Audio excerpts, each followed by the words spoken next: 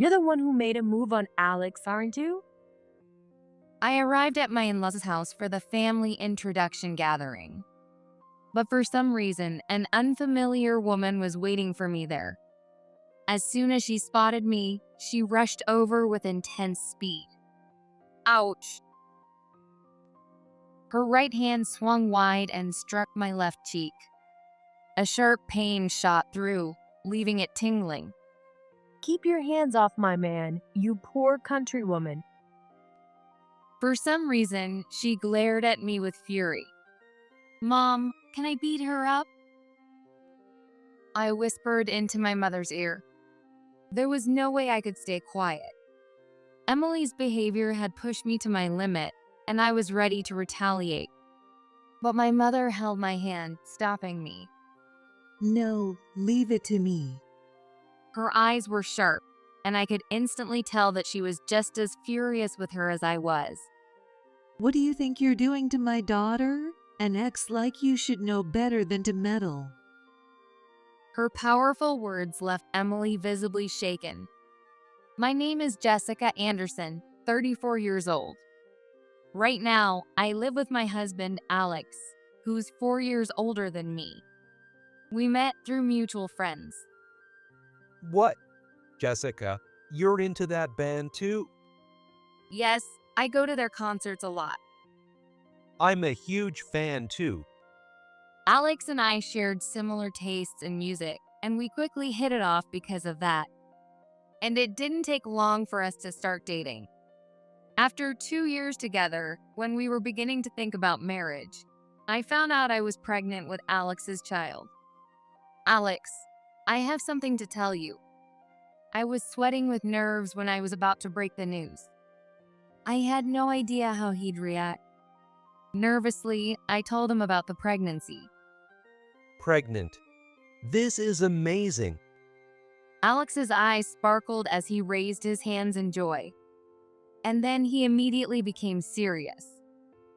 Actually, I was planning to propose soon. Sorry, the order is a bit off. Will you marry me? He shared his feelings with me. It turned out Alex was thinking about marriage too. I'm so happy. Let's live happily together as a family of 3. Shortly after, we registered our marriage. When our families heard the news, they were thrilled and shed tears of joy. I was overjoyed to have their blessing. After the wedding, Alex and I started living together. But after about a month, something unsettling happened. About a month after we moved in, I found trash stuffed into our mailbox. Crumpled paper and empty cans. Things that were clearly put there on purpose. At first, I thought it was just a minor nuisance, but it kept happening. After a few times, I started to feel uncomfortable and told Alex about it.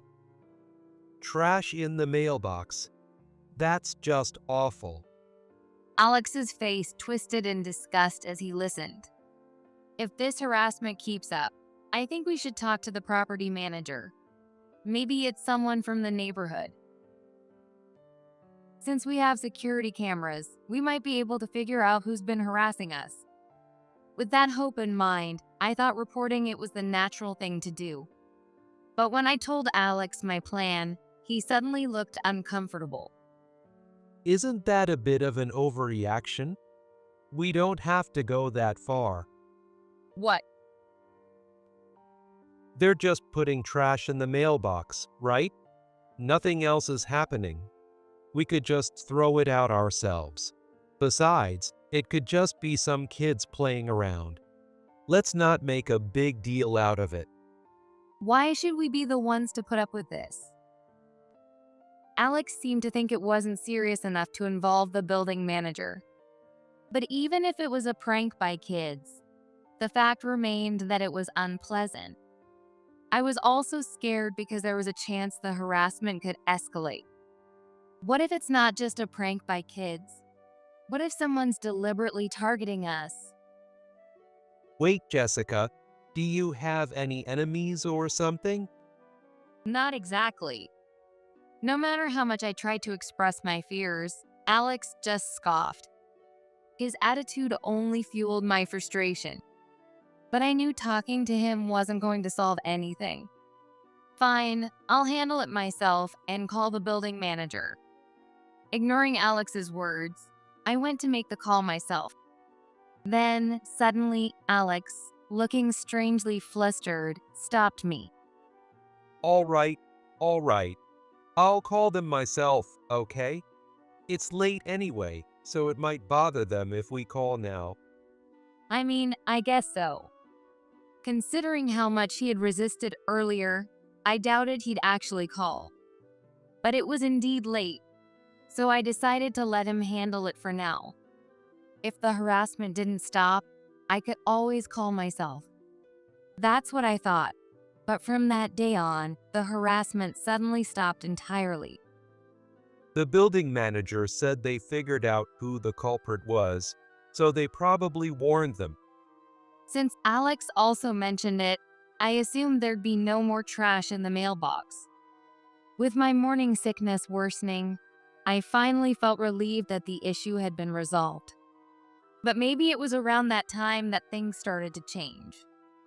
Alex began spending more time away from home, supposedly because work was getting busier. He'd leave early in the morning and return late at night. Working again today? You've been at it nonstop these past few days. Are you okay? Sorry, there's been some trouble at the office. He gave me an apologetic look and left the house. But it wasn't just that. His phone would often buzz late at night. Sorry, it's my boss calling. With that, Alex would grab his phone and go to another room to talk. After talking for a while, he'd come back to me. My boss keeps calling, probably drunk, just being persistent. He muttered, "You know, I don't mind if you take the call here. Isn't it a hassle to go to another room each time?" Every time his boss called, Alex would go to the next room. I tried to be considerate, but Alex just sighed. Come on, you know I can't discuss work stuff around outsiders. That's just basic professionalism, right? Well, I guess so. His condescending tone grated on me. But since I quit my job after getting married and was now a full-time housewife, I felt like I had no right to object. Even after that, Alex continued to take his calls in secret, out of my sight. But really, would a boss call him at such late hours, even if it was work-related? I started to grow suspicious of Alex. He was frequently away from home and constantly in contact with someone. Could he possibly be cheating on me? After all, Alex never lets his phone out of his sight. Maybe there was something on it he didn't want me to see. Once I started thinking like that, my doubts only grew. But even if I wanted to check, Alex always has his phone with him, and I don't know the password. I even checked his work clothes pockets, but found nothing suspicious. It would be difficult for me to follow him around while pregnant, and hiring a private investigator would be expensive. After weighing my options, I realized that none of them were realistic. In the end, I had no choice but to keep living with Alex while holding on to my suspicions. Then, one day, my severe morning sickness finally settled down, and I entered a more stable phase of my pregnancy. So, we decided it was finally time to hold the postponed family introduction gathering. Jessica, are you sure you're up for this? Don't push yourself too hard. If it's okay with your folks, why don't we have the gathering at our place? Really?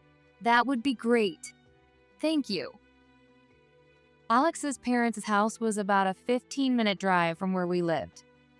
The closer the location, the happier it made me. However, my parents lived farther away, so they would need to take a train and a bus to get here. Sorry to make you all go out of your way for this. Don't say that. You're pregnant, Jessica. You shouldn't be overdoing it. For the baby's sake, closer is better. Don't worry about it. Both my in-laws and my parents prioritized my needs in every decision. Although I had entered a more stable phase of pregnancy, my body felt heavy and everything was exhausting. So, I was grateful for their thoughtfulness. Meanwhile, Alex continued with his suspicious behavior. Finished with your call? Yeah, I'm getting so many calls. It's exhausting.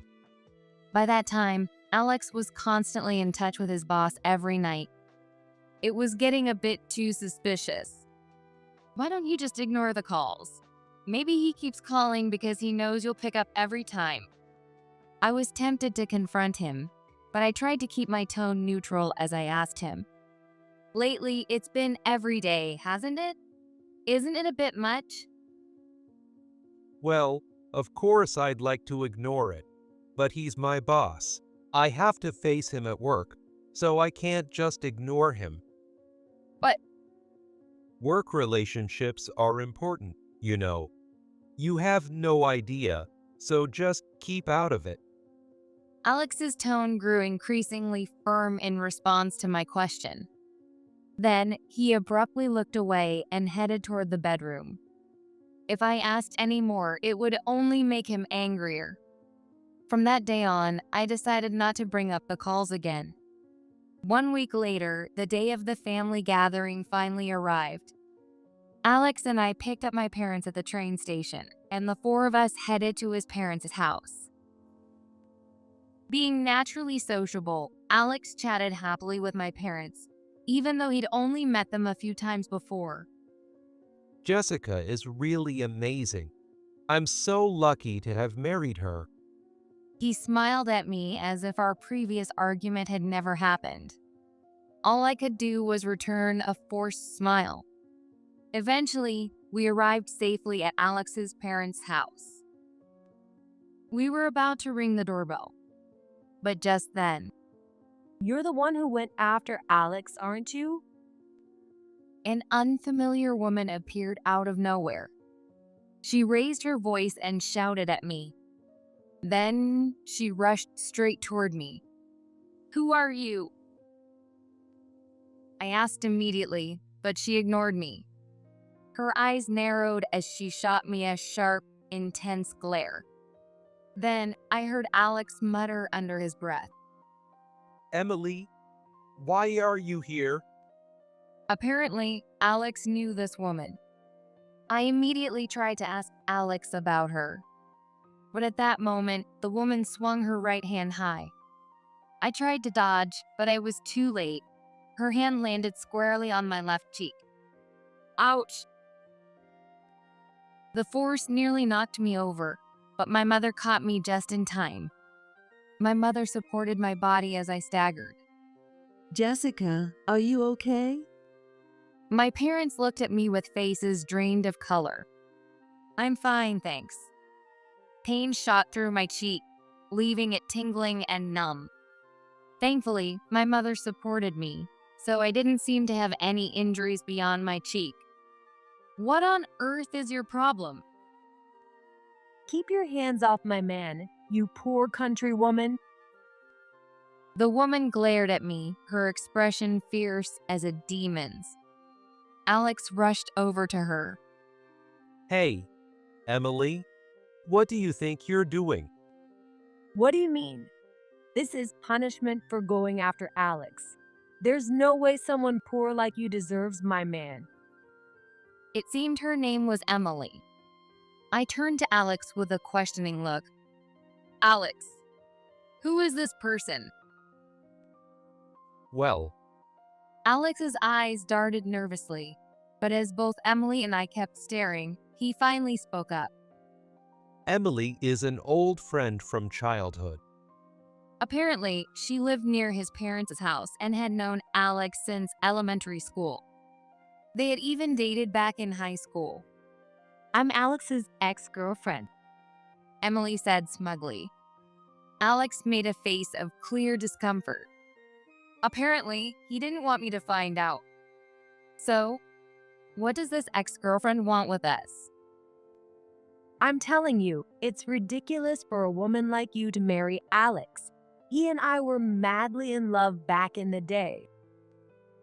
Jessica, don't get the wrong idea.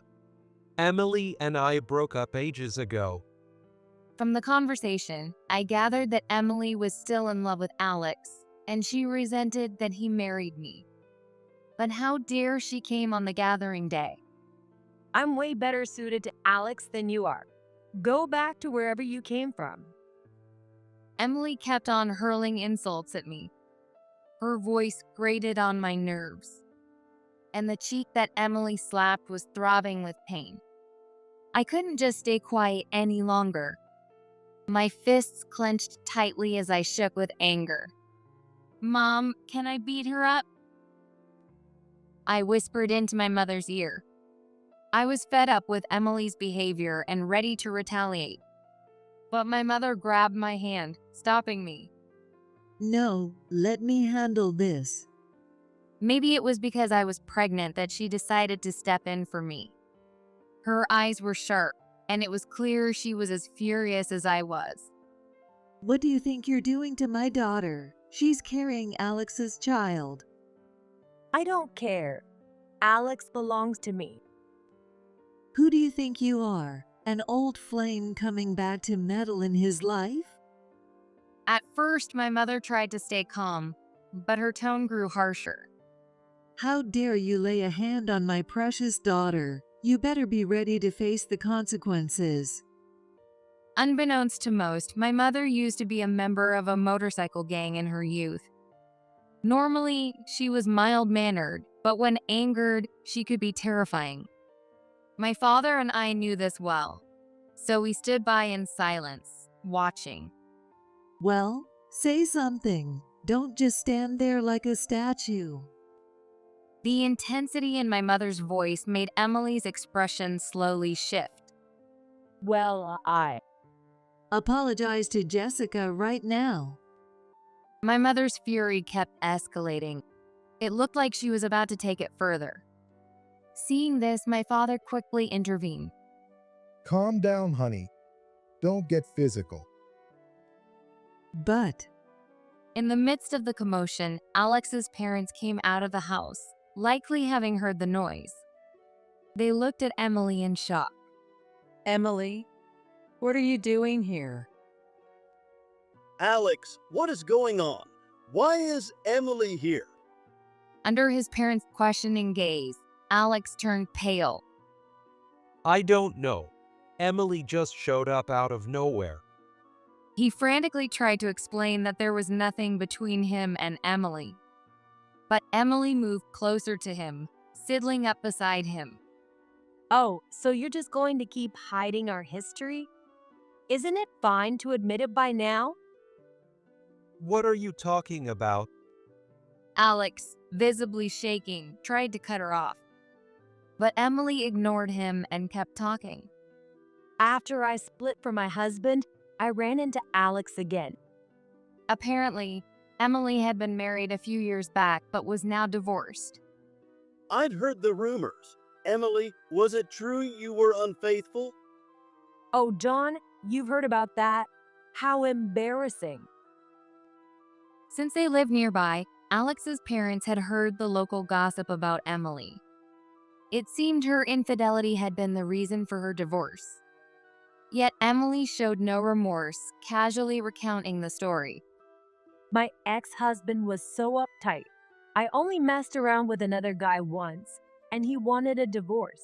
I mean, who needs a man like that? She explained that after the divorce, she had returned to her hometown and reconnected with Alex. When I was dating Alex, it was the best time of my life. Spending time with him is just like it used to be. So I thought, why not try getting back together? Getting back together? When exactly did this happen? It was about a year ago, wasn't it? Hey, don't say unnecessary things. Alex snapped at Emily. Of course, a year ago, Alex and I were already dating. This meant he had been unfaithful. Thinking about marriage with me while getting back together with Emily was a complete betrayal. I was speechless, overwhelmed by anger and shock. But Alex quickly tried to explain. Jessica, you're getting it wrong. Don't misunderstand. I turned her down. Emily kept bothering me even though I told her no. What? That's not true. You told me you were happy to see me again. That doesn't mean I agreed to get back together. I just said it was nice to catch up after a long time. Alex, you shouldn't have said things that could be misunderstood. But Emily, give it up already. Alex is married to Jessica. Alex's parents both looked at Emily with cold stares. They must have been unable to forgive Emily for trying to destroy the happiness Alex and I had. Jessica and her family are being troubled by this. So please leave right now. And let's not forget you slapped my daughter, didn't you? I'm not forgiving you for that. Wait, slapped her? Alex's mother's eyes widened at my mother's words. My mother took the chance to explain what had happened while Alex's parents were inside. Alex's father's face darkened with anger. Jessica is pregnant. How would you have taken responsibility if something had happened? We'll be filing a police report about this. What? Isn't that going a bit too far? At the mention of police report, Emily turned pale. She hadn't expected things to get this serious. But she had raised her hand against me, so it was only natural. Both Alex's parents and mine berated Emily on my behalf. But my focus was on Alex's reaction. He was sweating nervously, looking down to avoid eye contact with Emily and his parents. His ex had suddenly appeared and hit his wife. Yes, anyone would be shaken, but his expression looked far worse than just shock. Did you really tell her you couldn't be with her? I looked at Alex directly, and he averted his gaze. Yes, I told you already, didn't I? I told her clearly that I had you, Jessica. His voice trembled. It sounded suspicious. So I turned to Emily. Alex is saying this. Did you still keep pursuing him, Emily? Emily's face flushed red with anger. What? You keep treating me like a stalker. Sure, I reached out to him a lot at first because he kept ignoring my messages. But then, months later, Alex was the one who contacted me. You're lying. I never. What kind of message did Alex send you? Though Alex denied it, I doubted Emily was lying. Actually, Alex's reaction seemed more off. When I encouraged Emily to answer, she began speaking freely. You had no idea he was cheating, did you? Alex reached out to me after he found out you were pregnant. To my shock, I learned that while I was suffering from morning sickness, Alex was involved with Emily. Emily confidently showed me the messages on her phone, where there were explicit conversations between her and Alex. Scrolling through, I saw a message that caught my eye. My wife isn't doing any chores around the house. Maybe I should have married you, Emily. It was true. There had been a period when I could barely manage household tasks because of severe morning sickness. Even though Alex never blamed me for it and even helped with the chores, it seems he was secretly frustrated with me. So I guess I was wrong to think he was a kind husband. But running to another woman? That's just pathetic. Jessica, please. Don't trust Emily. Trust me. All these messages are fake. I haven't contacted Emily at all. Alex pleaded desperately, trying to defend himself. At that moment, my mother raised her voice in anger. Are you seriously going to keep lying at this point? Just so you know, this isn't the only evidence we have. We've also got photos of you and that woman meeting up together. What? Alex's face turned blank with shock, and his parents were left stunned, clearly taken aback by the revelation of their son's infidelity. I had actually consulted my mother when I first started suspecting Alex of cheating. She listened to my concerns and said, I'll cover the cost, so make sure to get the facts. You're about to give birth and raise a child, right? You probably don't want to spend your own money on this. well, that's true. If Alex really was cheating, I'd be left raising a child on my own. With that in mind, I didn't want to spend any more money than necessary. But without funding, I couldn't even conduct an investigation. Understanding how I felt, my mother offered to help. It's best to find out before the baby arrives. For my daughter, this is worth every penny. And if it turns out he's not cheating, you can be at ease, right? Mom, thank you. There was, of course, a chance that Alex wasn't cheating. If that turned out to be the case, we could carry on happily together. Holding on to that faint hope, I used the funds from my mother to hire a private investigator. But that hope was brutally crushed. Alex had lied about being at work and was secretly meeting up with Emily. There were dozens of photos to prove it. Just thinking about it makes me feel sick. Moreover, the investigation revealed that Emily was the one stuffing garbage into our mailbox. I thought Alex had contacted the property manager and stopped the harassment. But in reality, he hadn't reached out at all. The harassment continued without my knowledge, and Alex was quietly taking out the garbage each time. Wow, how sweet of him to secretly clean up after my little pranks, huh? No, it's not like that. Alex stammered, his mouth opening and closing as if he hadn't expected his knowledge of the harassment to be exposed. It seemed he'd carefully checked the mailbox every morning and night to avoid me finding out. All that effort had gone to waste. Emily, why did you go to such lengths with this harassment? Isn't it obvious? To make you and Alex break up. The harassment started after you two moved in together. Anyone would find it creepy and leave, don't you think? Emily apparently thought her harassment was a brilliant plan. I was so appalled by her childish thinking that I couldn't even respond. Then Emily scrolled back through her messages with Alex and smugly showed me her phone screen. Look, see this. Alex never got mad about my pranks. In fact, he sent me sweet messages. Now, who do you think he really loves? She sneered, waving her phone at me. Sure enough, there were messages on the screen. I'm sorry for making you feel this insecure. It's my fault, isn't it? I'll divorce my wife, so please wait for me. It seemed Alex had even been considering divorce. Well, this simplified things. Perfect timing. I was actually planning to talk about divorce today. What are you saying? Today is supposed to be an important family meeting. Divorce? Are you joking? I gathered all this evidence because I wanted a divorce from you as soon as possible. I worked hard for this, so please don't make this difficult. You brought this on yourself by betraying Jessica. Do you even realize how much pain she's been through?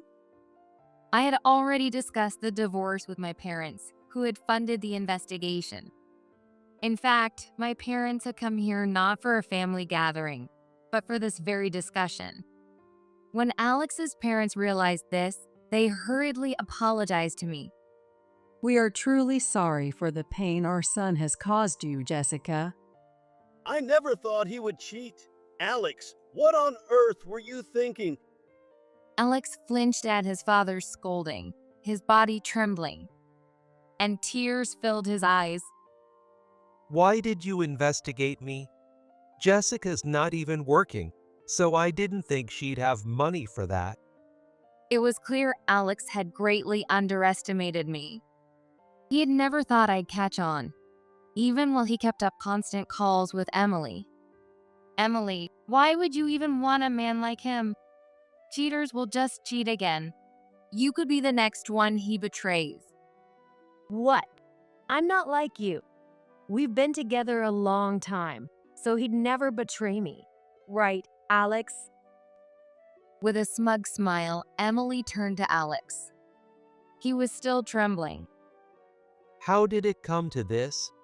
It's all Emily's fault. What? How is this my fault? You're going to divorce your wife and marry me, right? Everything turned out fine. Emily said, showing no remorse. Alex's anger boiled over at her attitude. Turned out fine? Are you kidding me? This wouldn't have happened if you hadn't started all that harassment. What? Why are you mad at me? I never planned to divorce Jessica. Emily was just a fling. Jessica, let's try again. Ignoring Emily, Alex turned to me. His eyes empty, his intentions unclear. Sensing danger, I tried to distance myself, but Emily moved toward him first. Hold on. Are you saying I was just a fling? Don't be ridiculous. You were the one who came on to me. She was furious at being dismissed so easily. Alex gave her a cold, disdainful look. Shut up. You were the one who wouldn't leave me alone. I turned you down, but you kept pushing. Alex turned back to me, pleading and trying to gain my forgiveness. Meanwhile, Emily continued to scream at him. Honestly, I couldn't bear to watch their argument. It was the same for both my parents and in-laws. Everyone looked at Alex and Emily with cold, disapproving eyes. I'd had enough. I pulled out the divorce papers I'd prepared beforehand and held them out to Alex. Will you sign these right now? Even after I said that, Alex shook his head vigorously in refusal. Jessica, please. Just wait. I'm sorry. I'll never cheat again. Please, reconsider the divorce. He deeply apologized to me. Seeing him like this, I realized I had no feelings left for him. No matter how much he apologized, I would never forgive him. I never wanted to see his face again. That's how much cheating during my pregnancy felt like an unforgivable betrayal to me. I can't live with you anymore. Just the thought makes me sick. Please, let's divorce. No. Alex, sign the papers for Jessica's sake. That's all you can do now. Don't make Jessica suffer any further. Reluctantly, Alex finally gave in, unable to resist the pressure from both his parents and mine. He agreed to the divorce, tears in his eyes. Emily, meanwhile, watched with a smug smile. Congratulations. What's with the long face? Now we can finally get married, so it's actually a good thing. It seemed that as long as Emily could marry Alex, nothing else mattered to her. While the idea of them being happy together was a bit annoying, at this point, I didn't care. Or at least, that's what I thought. Alex, if you marry Emily, we'll cut all ties with you. Alex's father glared at him with a severe expression. It seemed Alex's parents had had enough of his behavior. Dad, what are you saying? I'm your oldest son. You can't just disown me. Alex looked genuinely shocked that even his parents were turning their backs on him. He sounded even more shaken than before, his voice lacking any strength. You're not serious about disowning me, right? As long as you don't marry Emily. What? If you cheat and then actually marry your affair partner, don't expect to ever cross our threshold again. Alex must have realized his father was serious. Alex immediately pushed Emily, who was standing nearby, away. There's no way I'd marry her. I'm not that awful of a person. What? Who cares what your parents think? You should be prioritizing me. Come on.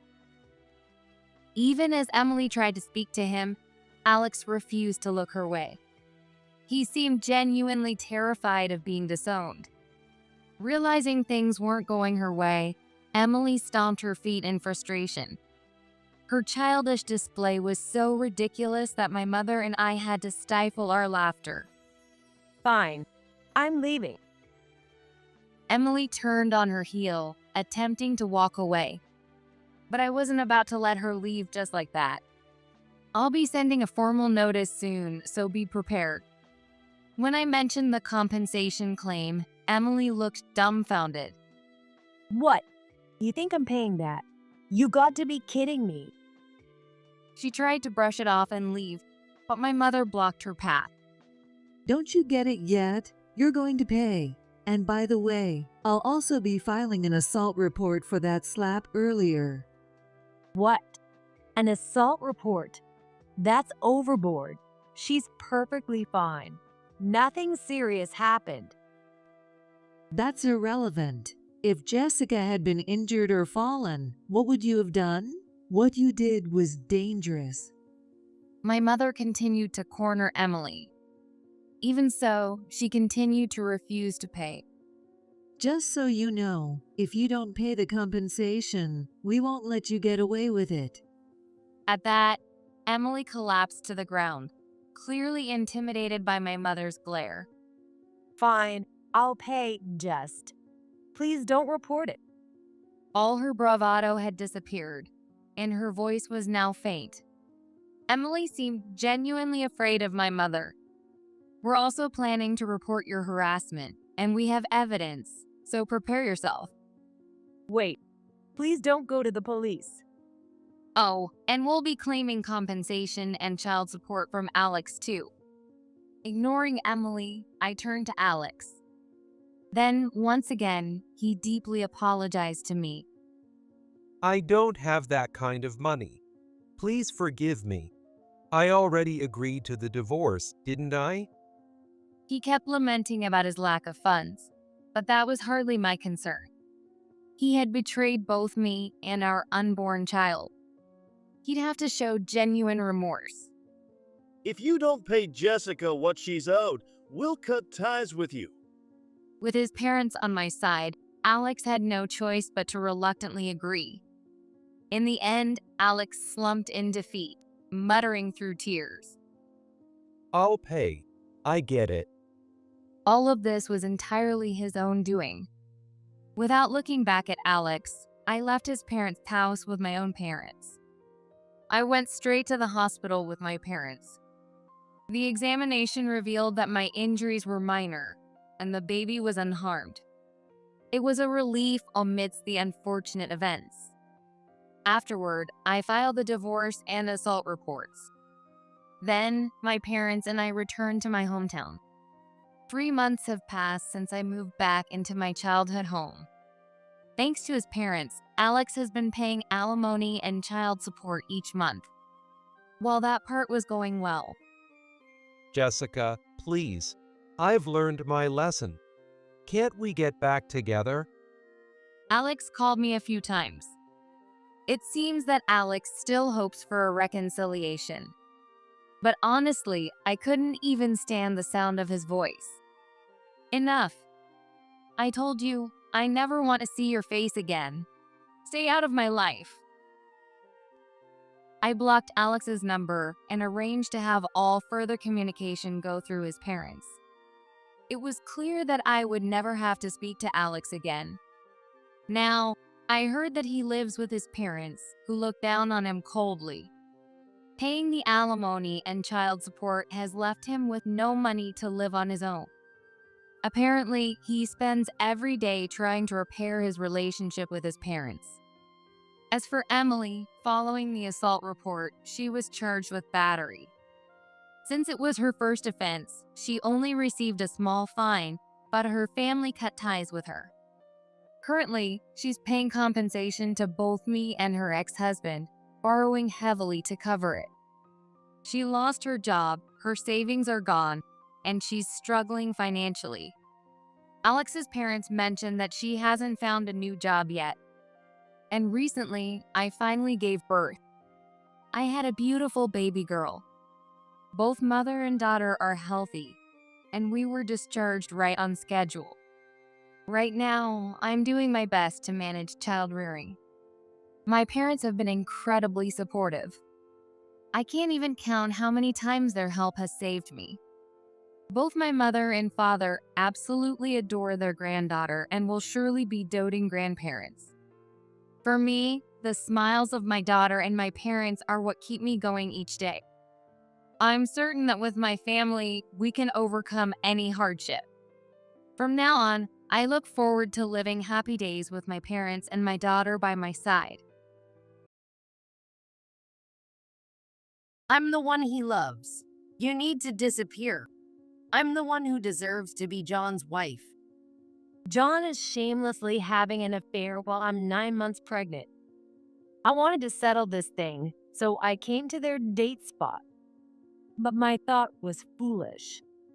I thought I could be strong because I had a baby to protect, but my reckless actions put my baby in danger. As the woman walked past me, a sharp pain shot through my lower abdomen. Her fist had driven into my stomach. It happened in a split second as we passed each other.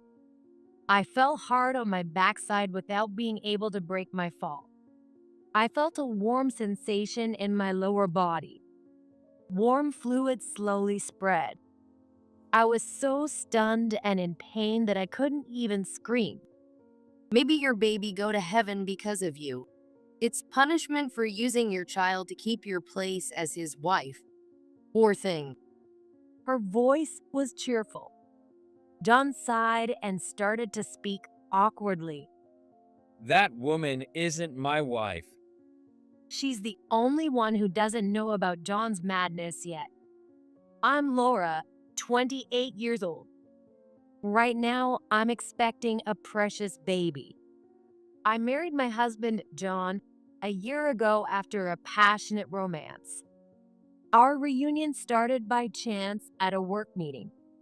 Although it was supposed to be our first meeting, he seemed familiar to me for some reason. John stared at my face intently as well. Could it be John? Laura? Is that you, Laura? Yes, it's me, John. For a moment, we forgot we were at work, grabbed each other's hands, and started jumping up and down. I remember that John transferred to our school in 3rd grade and then transferred again to another school in 4th grade. We only spent 1 year together, but his kind and gentle nature made him very popular among the girls. At that time, most of the boys were still quite childish, so John seemed very mature. I think almost all the girls in our class had a crush on John. I was one of them. The John I admired back then has appeared before me, now an even more wonderful adult. It's amazing that such coincidences happen. No, it's fate. We were torn apart as kids, but it was destined that we would meet again someday. John is always a gentleman. He gently holds my hand and escorts me. He proposed on the observation deck of a high-rise tower overlooking the city lights. He slowly knelt down. Will you marry me? Laura, I love you with all my heart. The ring he offered was shining beautifully. The answer was, of course, yes. He placed the diamond ring on my left ring finger. Laura, you are more beautiful than the night view or this jewel. You are my precious treasure. I will make you happy. The people around us applauded generously. The romantic proposal was a bit embarrassing, but the joy outweighed it. John works hard and always gives me a bouquet of roses on our anniversaries. When I do the housework, he always expresses his gratitude. He's such a kind husband. And then, about 6 months into our marriage, I found out I was pregnant. Congratulations. Oh, our baby is in there? When I told John about my pregnancy, he teared up with joy and gently stroked my belly. I could feel his love through his warm hands. If it's our child, they're sure to be adorable. Already a doting parent? That's not fair. I'm being serious. I want our daughter to be a princess, graceful and full of poise. Hearing John's thoughts, I realized why he always treated me so kindly. He always treats me like a princess. It felt a little ticklish, but I didn't mind it. So, if it's a boy, he'll be a prince? That's not going to happen. Even though John acts like a prince himself, why does he laugh and deny it? Maybe he doesn't realize he acts like a prince. If it's a girl, she'll be a princess. If it's a boy, he'll be a prince. Either way, they'll be kind and wonderful. I was filled with happiness. The rift between John and me started a few months later. What? A prince? When I found out the baby's gender, I immediately told John. A prince? Meaning a boy? No way. Why? Even if he asked why, we can't choose the baby's gender. John looked at my belly with a deeply disappointed expression. Didn't you want a boy? I asked, protecting my belly. Of course not. Boys are rough, dumb, and what's good about them? Tell me one good thing about raising a boy. It was the first time I learned how John felt, and I was just stunned. But it didn't stop there. John said something he should never have said. Go get an abortion soon. He said it with his usual gentle smile, and I was shocked. Wait, why? How can you say something so horrible? It's your baby. John's reply was terrifying. Yeah, it's my baby, so I can decide to abort the pregnancy, right? He wasn't joking, he was serious. John gently held my hand as I lost all color in my face. I know. Abortion is hard on a woman's body. It's scary, right? Let's take care of it while the baby is still as small as possible. I'm worried about your health, Laura. Is he gentle? He's kind to me, but he has absolutely no love for our unborn child. It'll be okay. Next time, let's make sure it's a girl. John patted my head, and I instinctively pushed his hand away. No, I'm having this my baby. Just because it's a boy doesn't mean its life can be taken lightly. I thought my feelings were completely natural, but John looked utterly incredulous. Since then, John has been ignoring me. Of course, I didn't have an abortion and my belly began to plump. Good morning, John. I didn't want to ignore him too. I kept greeting John, who blatantly avoided me. It was as if John had an allergy to baby boys. When I got close, he would scratch his arms and neck furiously. Hey, John, the baby is moving inside me. Do you want to feel it? John glanced at me and muttered. I don't care.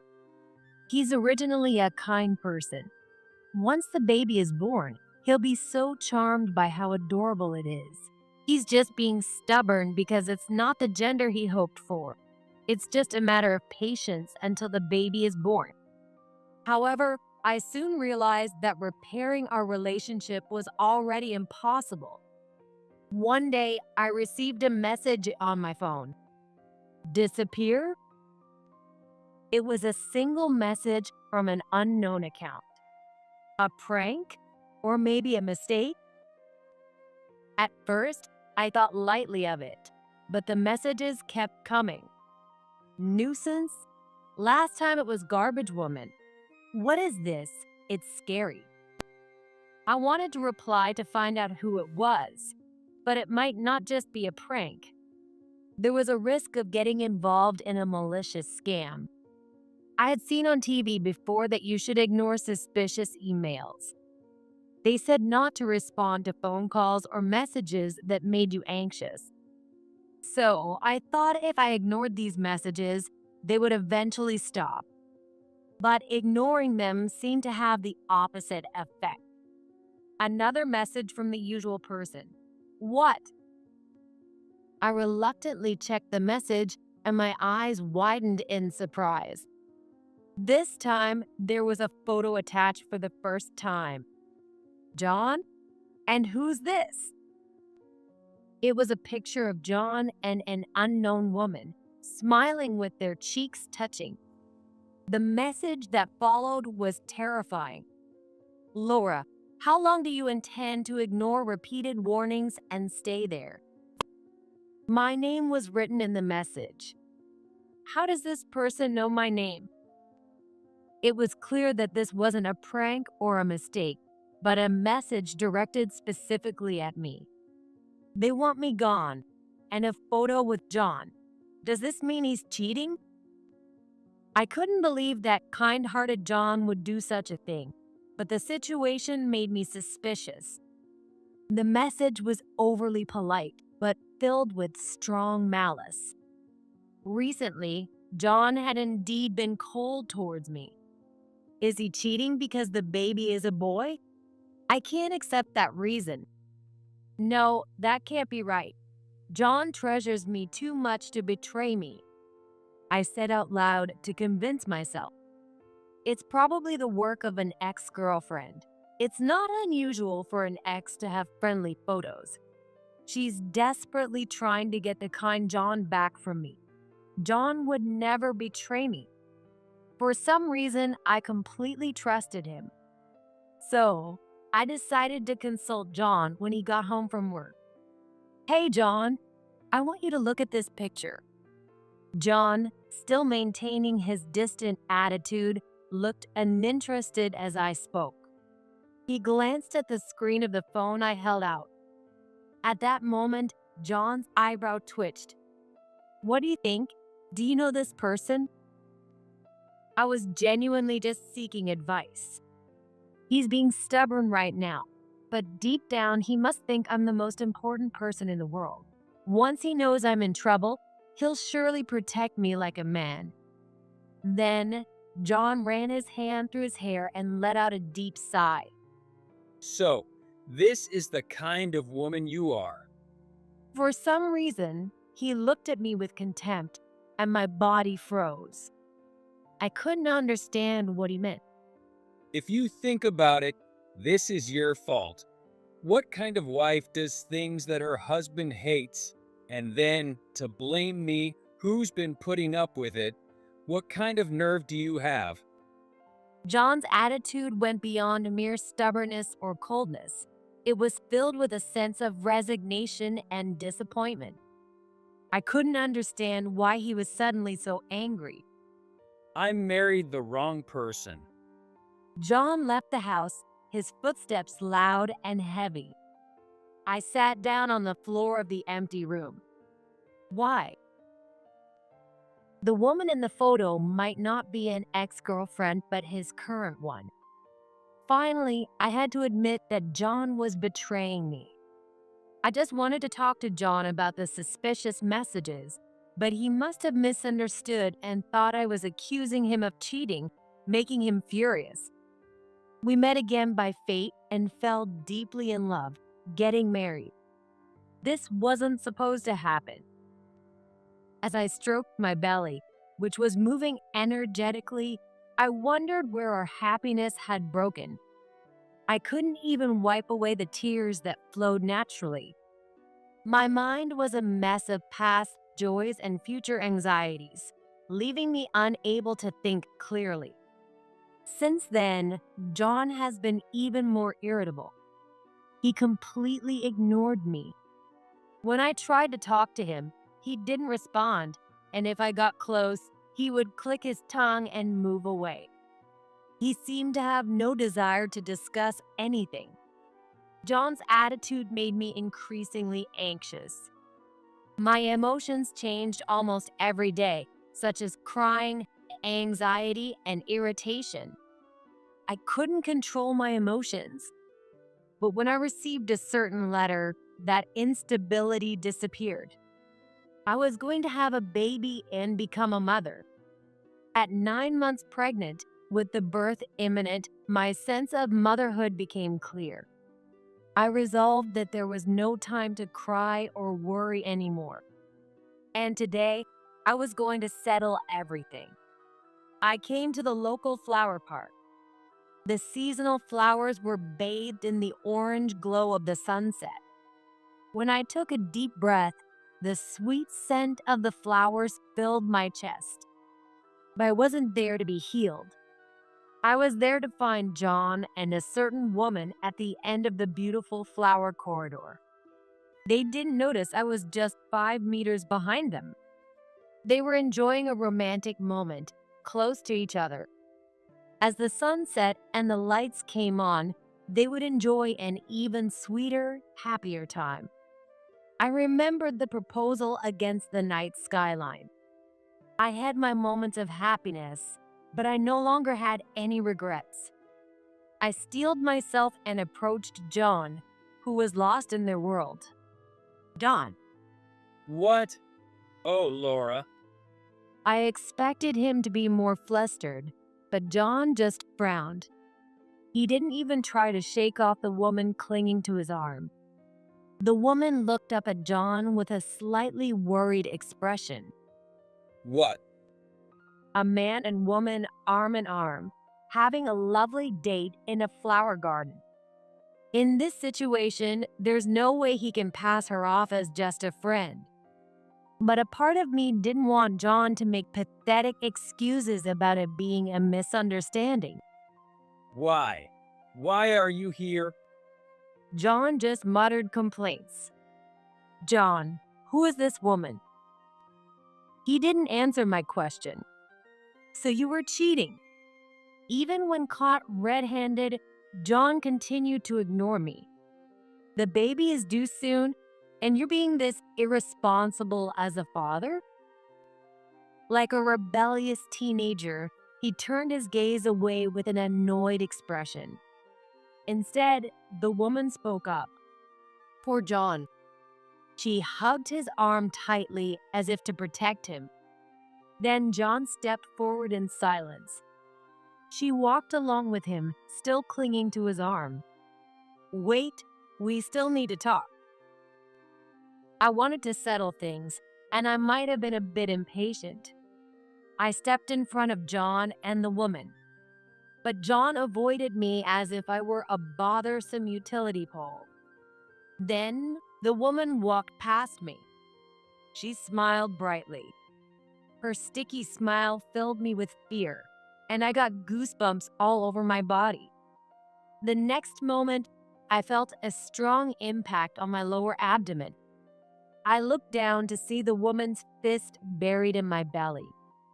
It happened in a split second as we passed each other. I fell backward. My mind was filled with the need to protect my baby, but I couldn't move my hands and fell hard on my backside. It hurts. Why? Even John stopped in his tracks.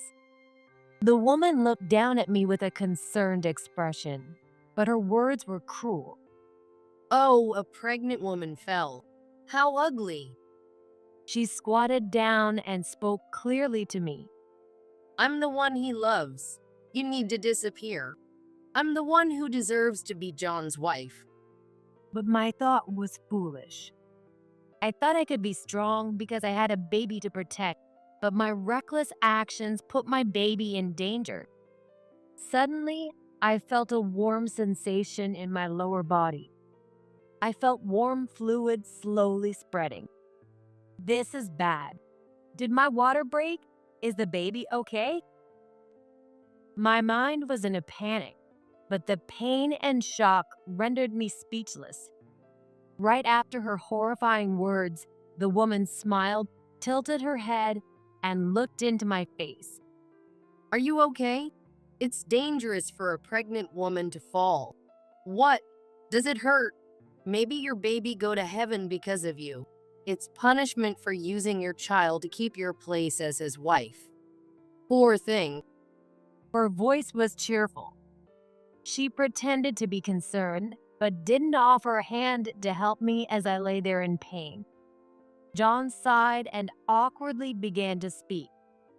That woman isn't my wife. What?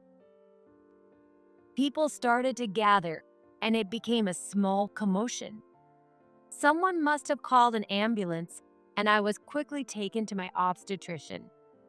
I was worried about my baby, but an emergency operation was performed as soon as I arrived at the hospital, and I gave birth safely. Fortunately, it was only about a week before the due date, so the baby's birth weight was fine. Though in the intensive care unit as a precaution, my baby seemed healthy. Now, let's continue settling this. 3 days after giving birth, John reluctantly showed up at my hospital room after I called for him. That woman was also with him. She looked around the hospital room and her eyes bluntly turned to my stomach, which was sitting on the bed. Oh, your belly is flat. Did the baby go to heaven? I had grown accustomed to her outrageous comments delivered with a sweet smile. She seemed more lively and confident than before. The woman introduced herself as Ashley. Oh, you had the baby normally? Congratulations on your birth. It's good to have a baby around so you don't get lonely, right? Unlike the silent John, Ashley kept talking nonstop. Despite it being a hospital and me just having given birth, she seemed oblivious to the situation. I heard the baby is a boy from John. Isn't that nice, a little boyfriend? You won't end up a lonely old lady, you know. Ashley was probably in her early 20s, not much younger than me. Well, if it were me, I'd prefer a regular boyfriend over a little one, but you can settle for your little boyfriend. Ashley grinned even wider. Her lips were moving restlessly, as if she couldn't wait to spill a secret. I feel really bad for you, but... She hesitated, drawing out the suspense. I waited expressionlessly for her next words. Actually, you're not John's wife anymore. You guys are divorced. When she said this, her face flushed with excitement and her legs fluttered. Yeah, I know. Oh, really? Her annoying dance of joy stopped abruptly. I know, John and I are divorced. For the first time, John's face, which had been indifferent until now, turned serious. Why? He asked in a small voice, and I calmly replied, because I received the divorce notification. What? About a month ago, I received a letter addressed to me. When I opened it, it was a notice that the divorce had been finalized. I was confused, thinking it might be a scam. But when I inquired, it turned out to be true. Apparently, John had submitted the divorce papers without telling me. So you knew? You knew and still pretended to be his wife? That's pathetic. It's actually kind of scary. Since your relationship is clearly over, you should let John go. John must have taken this drastic measure because he wanted to marry Ashley. Ashley, knowing this, seemed thrilled to be the one he loved most. The scary one here isn't me, it's John. When I glared at John, he bit his lip and looked down. I never signed any divorce papers. Did you sign them, John? Still no response. I hated being yelled at, but being ignored was just as infuriating. So, John, you forged them? Then the divorce is invalid. What do you mean? Ashley pouted, her cheeks puffing up. It's obvious. A divorce filed without my consent is invalid. If I make the proper appeal, it will be annulled. You're such a horrible woman. John doesn't love you anymore, so why are you clinging to him? He's still the father of my child. He needs to take responsibility. Ashley looked at me with contempt, as if I were something disgusting, and hugged herself, trembling. No way, that's really scary. John was troubled because he couldn't divorce you easily because of the baby. And didn't he ask you to get an abortion, but you stubbornly refused? That's so selfish. That's why John had no choice but to file for divorce. Poor John. It's me who is truly pitiful, being divorced without my knowledge right before giving birth. Fine, I'll go through with the divorce. Since I already knew about the divorce beforehand, I had come to terms with it. Ashley's face brightened. John's tense shoulders relaxed. Ashley grabbed John's hand and started skipping around. We did it, John, we won. True love has won. Now we can be happy. I love you, John. Oh yeah. John, being spun around forcibly, wore a bitter smile. But this is a hospital.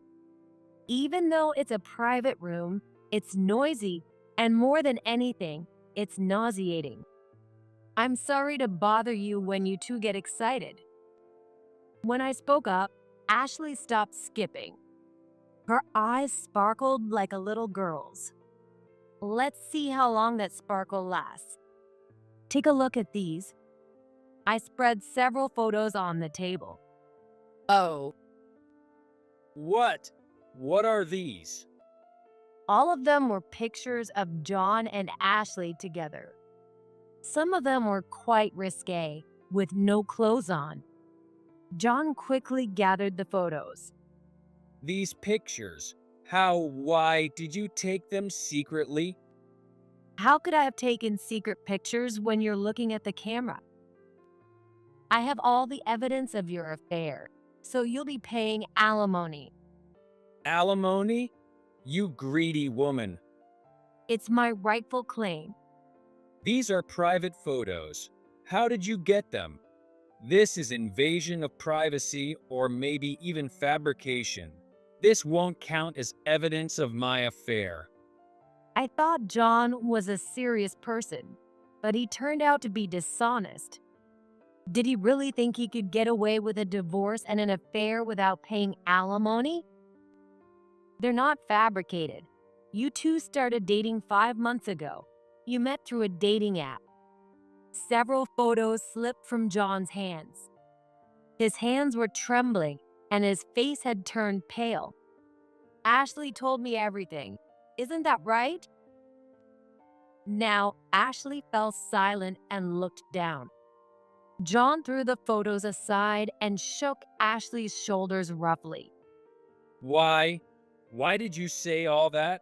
And how are you even connected to Laura? In reality, I turned the tables on Ashley, who had been sending me those messages. She pressured me to divorce John, so I played the obedient wife, insisting John would never cheat. If he loves you more than me, do you have any proof? When I tearfully pleaded, she eagerly provided the evidence. Ashley told me everything, how you met, your sweet dates, and even all the nasty things you said about me. She also sent me these indecent photos. Damn it. John muttered under his breath and tore up the photos in his hands. Why? Laura is so quiet. I thought she would fold if I pressured her. Without solid proof of the affair, she would have had no choice but to accept it. But now, thanks to Ashley, everything's ruined. Ashley, who had been silent, bit her lips so hard that a vivid red slowly oozed out. Finally, she snapped back at the suddenly furious John. Well, it's your fault, John. You kept telling me you loved me, but you wouldn't leave Laura. You kept feeling sorry for her because she was pregnant and kept hesitating. So, I took it upon myself to tell her to divorce you. Just 3 minutes ago, They were holding hands and skipping, but now they were red-faced and spitting venom at each other. I did divorce her, but dumping her while she's pregnant looks bad. So, I secretly divorced her and was planning to surprise you. We're already married. What? Ashley gasped. After filing the divorce papers with Laura, I also filed our marriage certificate. I love you, Ashley. Are you happy now? John. Tears welled up in Ashley's eyes. I love you, John. Ashley threw herself into John's chest. It's strange that Ashley is moved by a man who would secretly file divorce papers and then submit a marriage certificate without consent. A normal person wouldn't appreciate such a surprise. Unable to keep up with the roller coaster of love and hatred unfolding before me, I buried my head in my hands. It was embarrassing to realize that this absurd man had been my husband. Just then, there was a knock on the hospital room door. It seemed like they had arrived. I'm sorry to interrupt you again. Ashley, who seemed to be in heaven, and John, who seemed to be uncomfortable, looked at me. Ashley, someone's here for you. What? Come in. At my prompting, police officers entered the room. What? Police? Having an affair isn't a crime. I informed the panicking Ashley. Have you forgotten what you did? You punched me in the stomach and knocked me down, remember? I don't know what you're talking about. There was a noticeable pause before her denial. She might have thought it was just a little shove. But since it escalated to the point where an ambulance had to be called, she must have realized it was serious. Luckily, my baby is safe, but I won't forgive what you did. I don't know anything about that.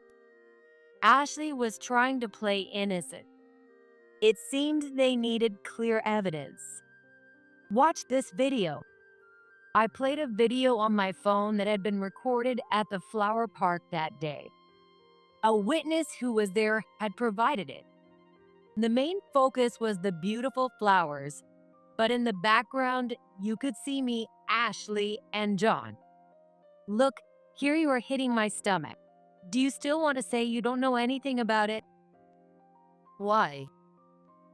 Ashley, too frustrated to resist, was led away by the police, looking regretful.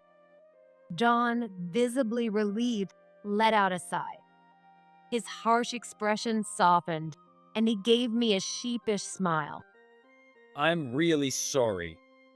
He blatantly tried to smooth things over and reached for my hand. It was just a mistake. It's just that, Laura, you wouldn't listen to me. He cheated because I didn't follow his command to abort the baby boy. I understood, but it wasn't a reason I could accept.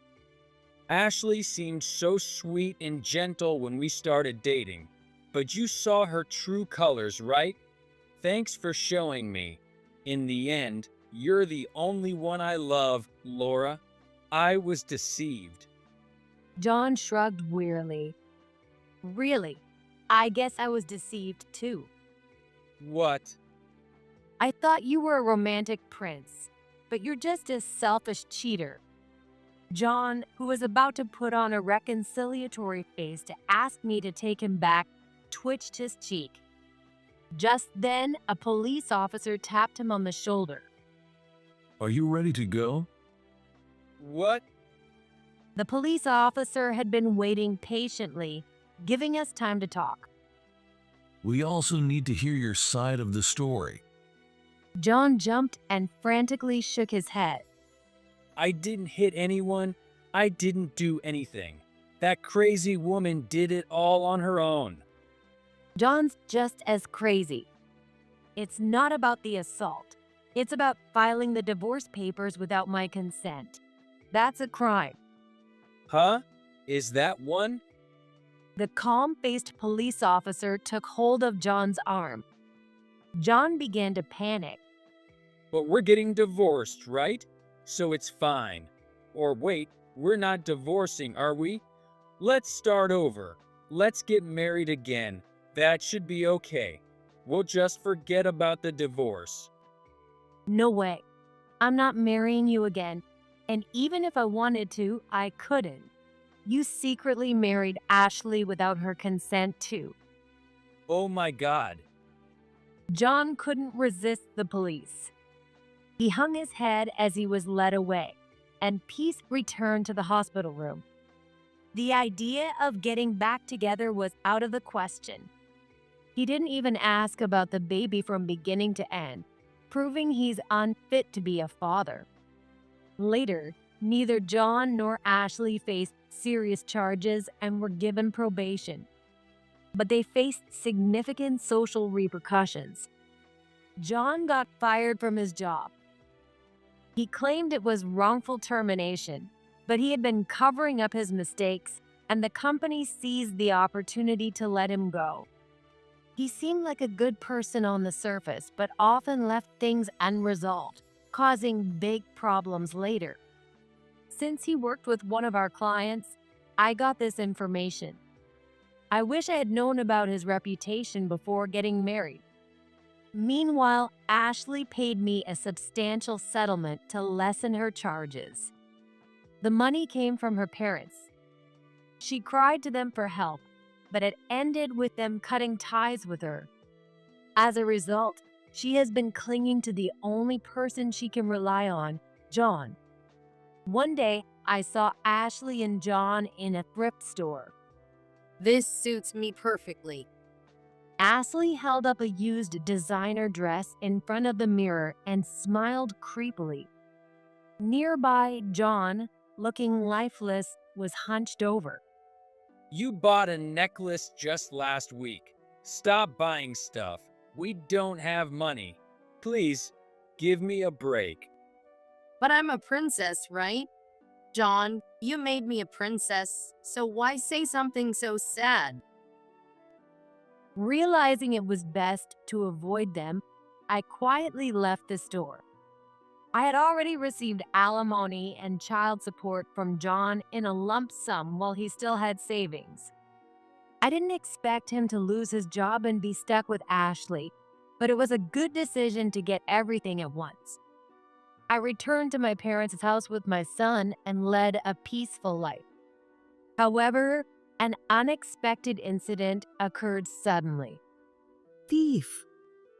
My mom's shrill voice pierced the midnight silence. My dad and I rushed over and saw two figures in the dark. Who are you? Get out. I clung to my mom in fear. Give us the money. The figures moved erratically before making their demands. I recognized the voice immediately. Don? No, that's not. The panicked voice was unmistakably John's, which meant the other figure had to be Ashley. Realizing his identity had been discovered, John panicked even more and inexplicably charged at me. I know you have money. Hand over the money you squeezed out of your poor ex-husband. My dad managed to tackle John as he lunged at me. Meanwhile, we called the police. The police arrived quickly and apprehended John and Ashley without much trouble. I just wanted to get my money back. Give me back my money. You're the thieves. Even as they were being shoved into the patrol car, they continued to yell. The midnight commotion woke the entire neighborhood, and a crowd gathered around our house. Dad, are you okay? Dawn had fought like a wild animal, leaving my dad with several injuries. John and Ashley, who tried to break into my parents' house out of spite to get the money back, were arrested again. They've caused injuries, so this is robbery. Their probation will be revoked, and they'll face actual prison time. truly foolish people. Whether they became unhinged because of the affair or their unhinged nature led them to cheat, I don't know. But it's terrifying that a small mistake like infidelity could escalate to robbery. I was relieved to be rid of such a troubled person. While their infidelity and selfish actions shocked me, it was probably a blessing to have seen their true colors early on. I was fortunate that my child was a boy. Time flies, and my son is already 4 years old. Recently, he's been obsessed with playing pretend battles. My dad is always the villain, and I am the princess. See? I did it. With a toy sword at his waist, my son proudly plays the hero. Then he extends his hand to me. Here, princess, I've come to save you. This adorable young boy is my true prince. I'll raise him with love and care, ensuring he doesn't grow up to be a misguided prince like John. Absolutely do not let my son find this. The letter from my mill began with such an opening. It arrived a week after she had passed away. Throughout my marriage, she had constantly tormented me. I despised her. What could she possibly want with me now? But as I read on, I discovered her unexpected true feelings. And opening the safe at the location marked with the enclosed key, I was utterly astonished. My name is Julie Smith. I'm 35 and work as an office employee. As years passed, my friends and colleagues married one after another. Feeling left behind, I met David through a friend's introduction. As we were the same age, we hit it off over shared hobbies. David's relentless pursuit led to our swift engagement. David had lived at his parents' home, but he moved into my apartment and our married life began. We both worked, shared household chores, and split the living expenses. Despite our busy schedules, the time we spent together at dinner every evening was my solace. By the way, are you free this Saturday? Oh, you mean Mary's thing?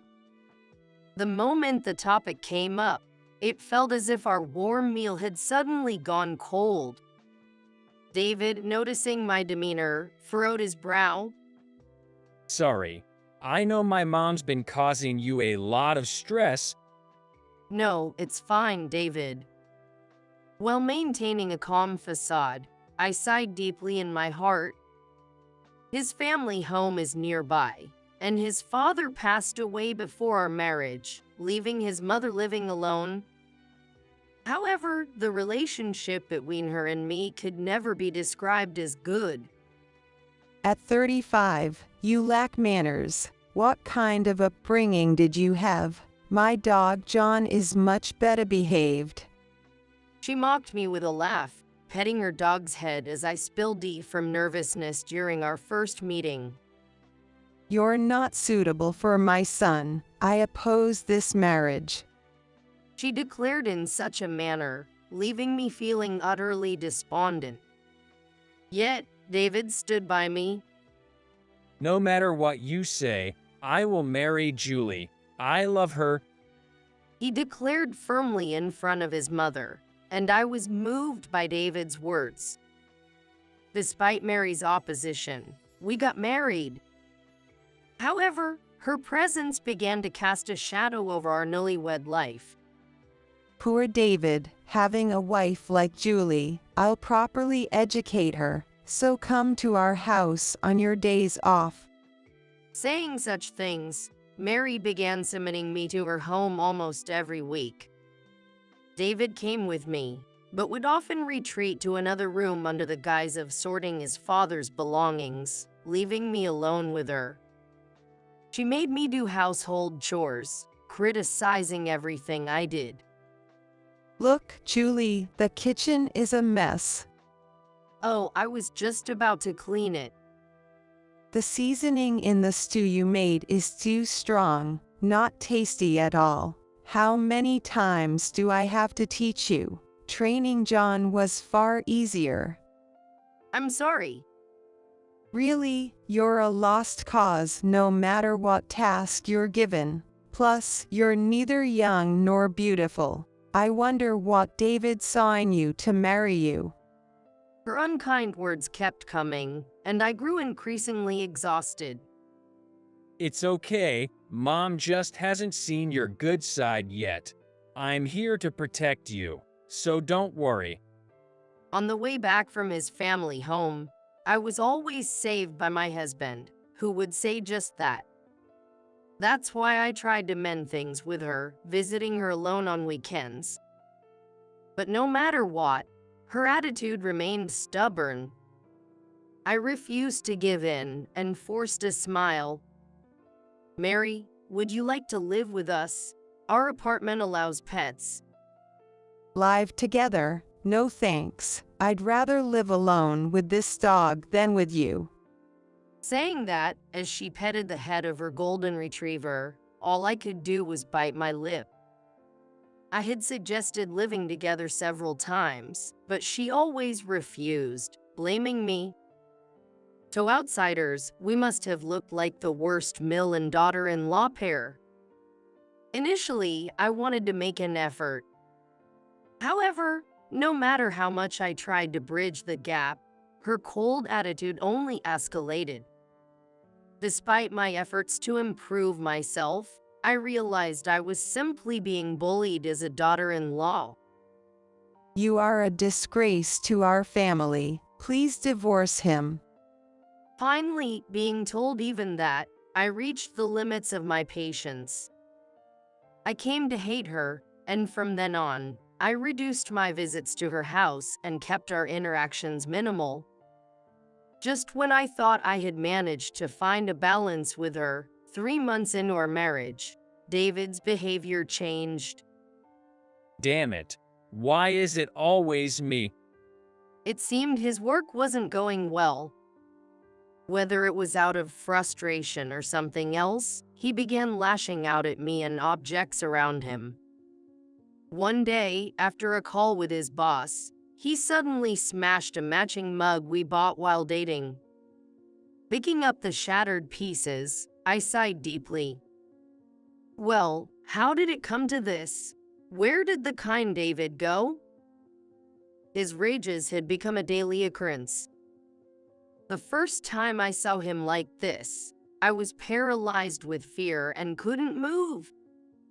He broke a cherished music box from our dates and even a Baccarat glass worth hundreds of dollars. But I couldn't respond. When I did confront him, he kicked me out of the house. I had no choice but to wait outside the locked door, hoping David would let me back in. The fear from that moment lingered, and I silently endured until his storm passed. Well, not amusing. I'm going out to shop for a distraction. Again, you went yesterday and the day before, didn't you? Shut up. Don't order me around. But you haven't given me this month's share for the living expenses. I've already spent that. Initially, he would give me a portion of his salary, but soon all his money went to collecting luxury brands, straining our finances. As David had been spoiled by his parents, he lacked financial sense. After marrying, I explained the cost of living, but it didn't seem to resonate with him.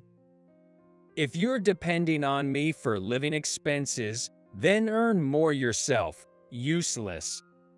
He cursed at me and left the messy living room, not returning that day. Left alone, I cleaned up the room, eventually crying. I didn't know he was this kind of person. I regretted my poor judgment in men, but it was too late for regrets. I wished to talk and improve things, but that seemed impossible. Even if I wanted to talk to someone, Mary, the closest person, wouldn't listen. Feeling lost, I began to contemplate divorce, even though our marriage was still new. But just as I started to think about it, something happened. What? Mary has. Upon receiving a message from David during work, I immediately left early. The reason was that Mary suddenly passed away, although she had been energetically walking John just a few days before. I never got to be close with Mary in the end. Despite hating her, the thought of her being gone filled me with sadness and regret. Arriving at the hospital, I found David trembling beside his mother's lifeless body. She had missed a step on the stairs and hit her head fatally. I took it upon myself to arrange the funeral in David's stead as he was in shock and unable to act. For the sake of David, sunk in grief, and as atonement to his mother, I busied myself throughout the wake and the funeral day. David only managed to give the mourner's speech.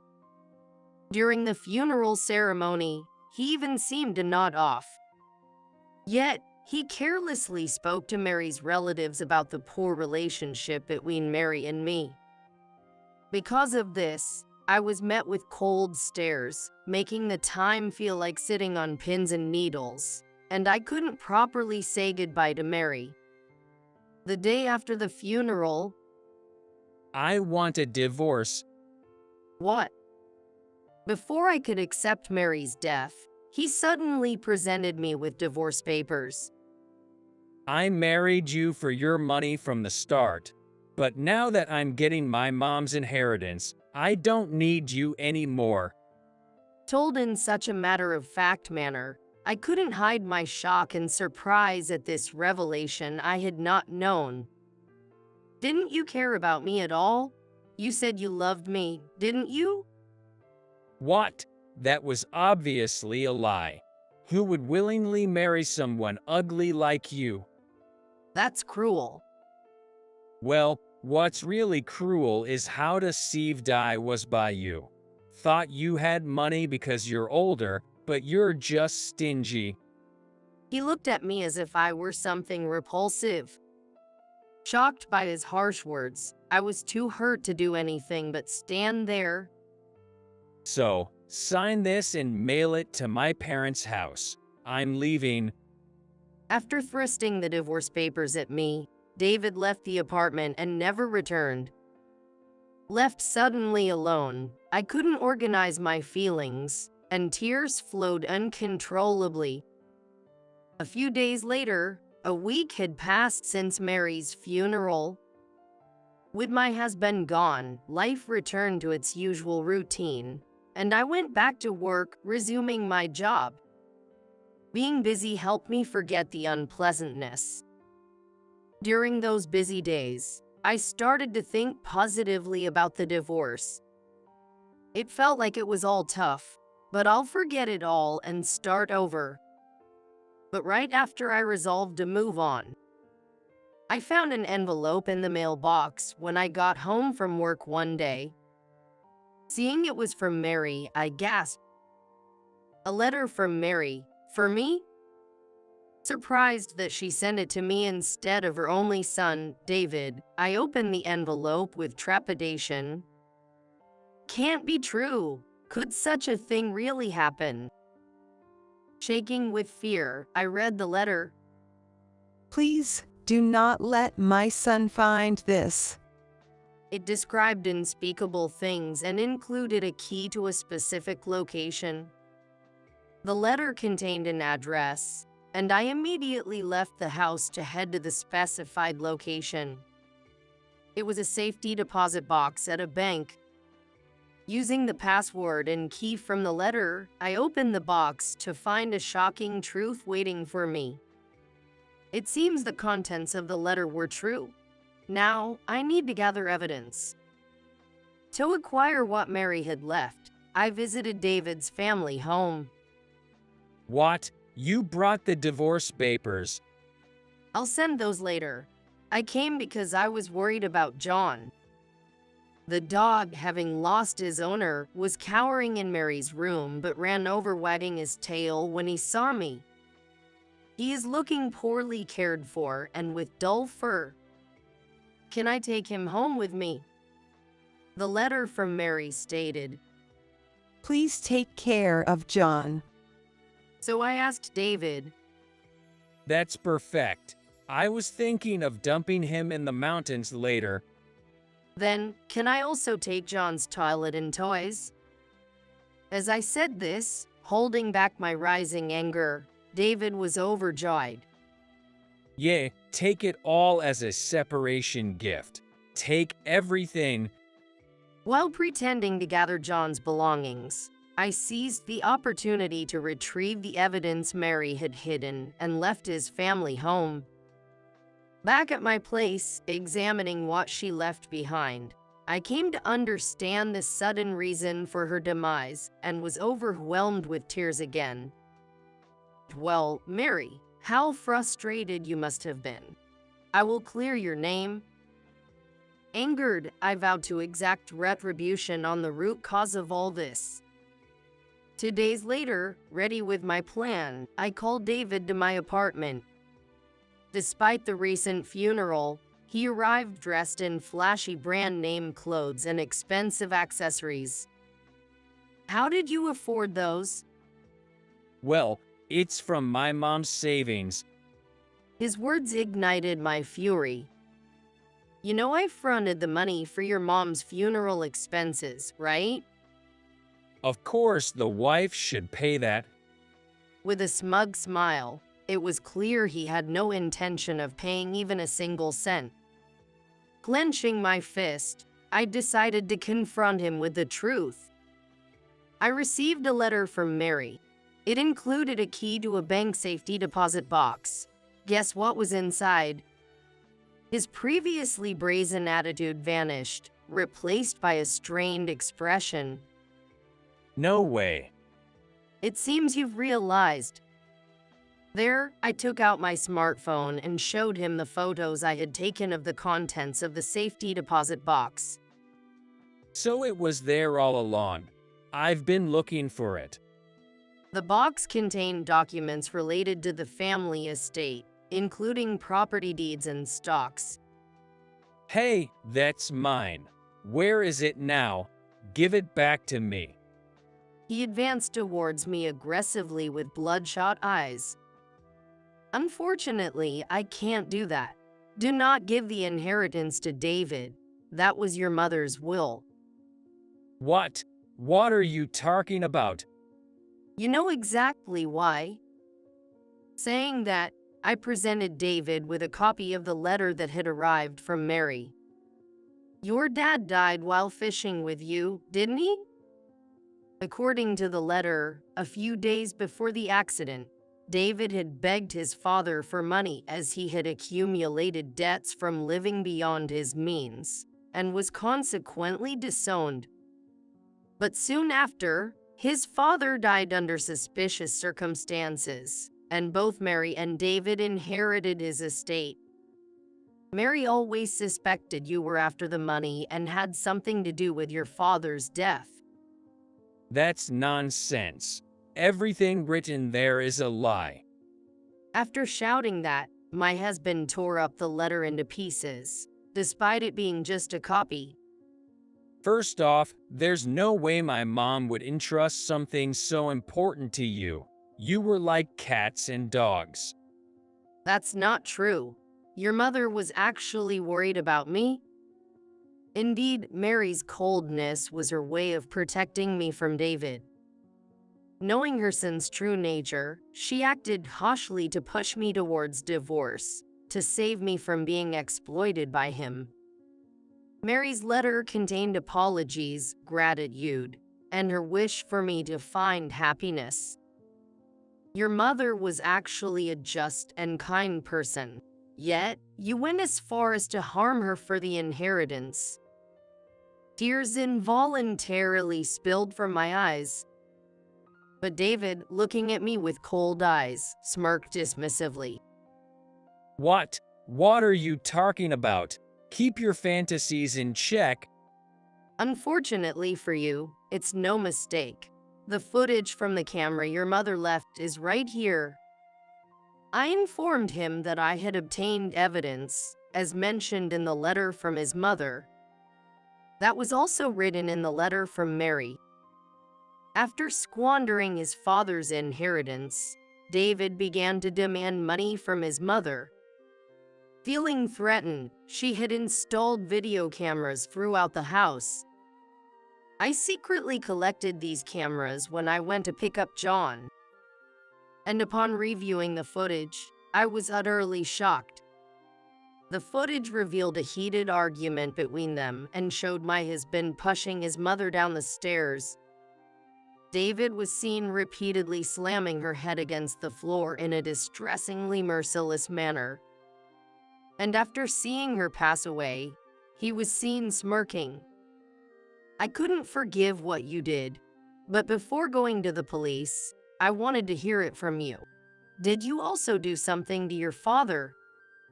Once he realized all the evidence was against him, David's true nature was revealed as he glared at me menacingly. Yeah, I was the one who pushed my dad into the river. You admit to it all. Yes, I did both, but I'll be damned if I let the police catch me. Now, hand over the keys to the safe and the video camera. No way. Mary risked her life to leave this behind. I won't hand it over to someone like you. Okay, fine by me. Then I'll just silence you and search for it later. He approached me with a sinister smile. Stop! Don't add more crimes. Shut up. In an instant, he grabbed me and put me in a chokehold from behind. Go to hell, bitch. But at that moment, a violent impact threw both me and David to the floor. I realized then that John had body slammed him, coming to my rescue. John, thank you.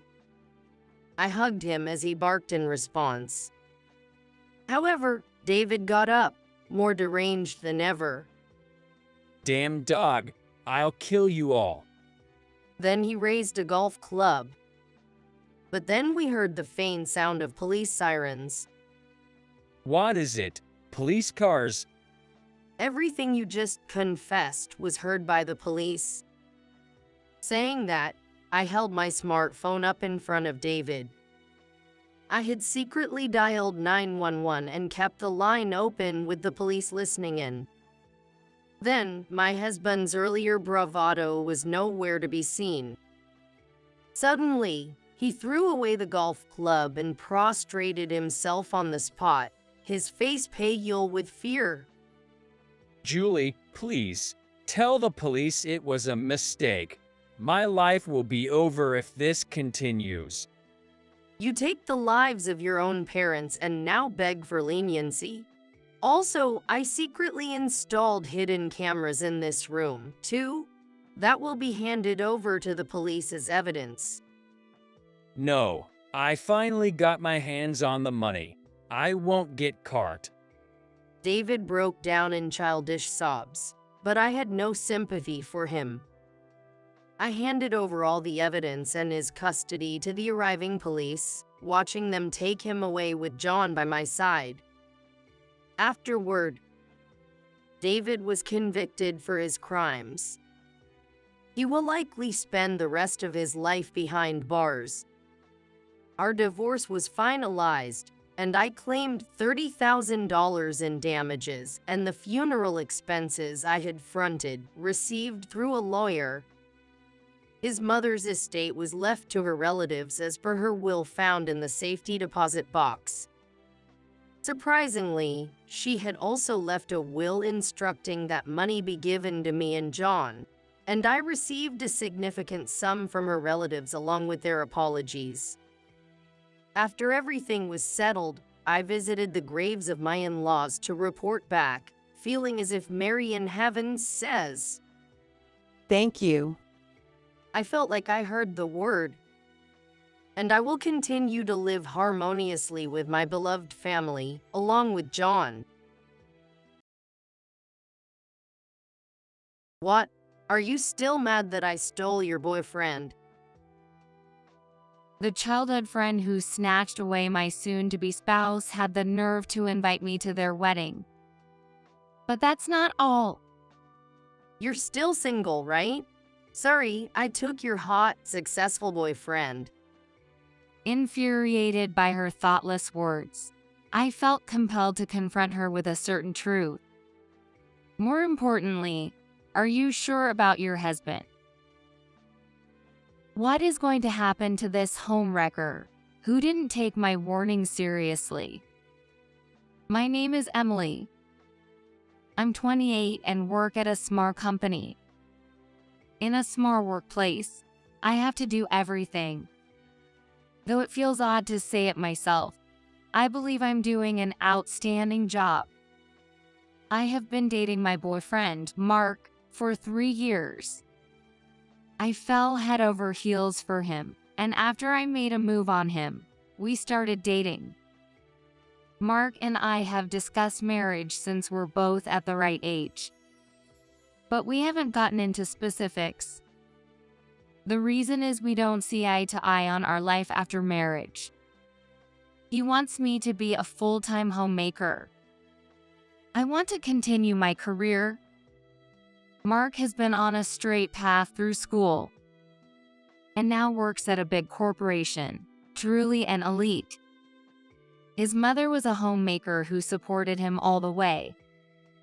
He apparently wants me to be like his mother, who dedicated her life to her son. But I don't share that elite mindset. I want my children to grow up free and happy.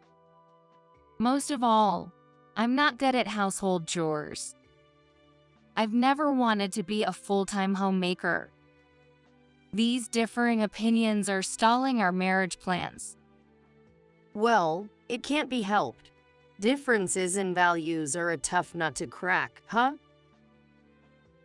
Feeling worn out by all these issues, I went to a cafe with my friend, Sarah, to vent. The one listening to my story with a wry smile was my childhood friend, Sarah. We've been close since kindergarten and can talk about anything. Even if I became a homemaker in today's world, you never know what might happen, right? His company could hit a rough patch anytime. We'll cross that bridge when we get to it. I doubt I could find a good job in a hurry if that time comes. If you keep thinking like that, you'll never get married, will you? Well, that's true. I leaned back in my chair and gazed at the ceiling of the cafe. Living alone, I manage my own household, but handling chores for two would be a challenge. Even deciding on meals becomes tricky. You can't just settle for convenient store meals every day. If I'm already thinking it's a hassle with just two people, then I'm not cut out for marriage. Come on, don't say that. I'm meeting Mark later, so I'll get his side of the story for you. What? Startled by her unexpected words, I instinctively stared at her. You're meeting Mark now? Oops, didn't I tell you? This is the first I'm hearing of it. Really? My best friend said, laughing heartily. True, I had introduced Mark to Sarah, and the three of us often went out for drinks. I knew they had exchanged contact details, but I had no idea they were meeting without me. She thinks I should be joining them. As I thought about it, Sarah continued, smiling. He said there's a great seafood place he knows because I mentioned I like fish. Hearing that, my face fell. I'm not that into fish. That's why I didn't invite you, Emily. Oh, right. So they intended to go without me from the start. What's that about? Even if we're close, going out for a meal alone with my boyfriend is just. Both Mark, who remained silent, and Sarah, who spoke so freely, seemed to lack tact. I stared intently at Sarah's face. It was clear soon after that neither had a dictionary that included the word tact. Sorry, I've fallen for Sarah. Emily, let's break up. I was speechless. Sorry about that. I just have more fun with Sarah. Mark apologized, but without any sign of remorse. I was confused by this new side of Mark, as I thought he was kind. Sarah was smiling and whined in his arm, saying I'm sorry. Sorry, but I can't help my feelings for him. With a refreshingly shameless smile, Sarah declared, So yeah, I'm taking your boyfriend, Emily. Sorry about that. That moment ranked as the most infuriating in my life.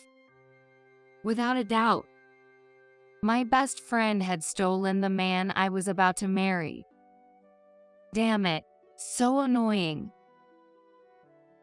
Slamming the beer mug down, I shouted. In the noisy bar, it barely made a scene. Mark didn't like these kinds of bars, and we never came together. It's been a while since I last visited. Sitting across from me were college friends, a married couple, Jake and Natalie, with mixed expressions of concern and amusement. She is really upset, huh? She looks really upset. I once envied them for being so in love and marrying early during our college years. But I was thinking I'd go at my own pace, and look what happened. I never thought my best friend would steal my boyfriend.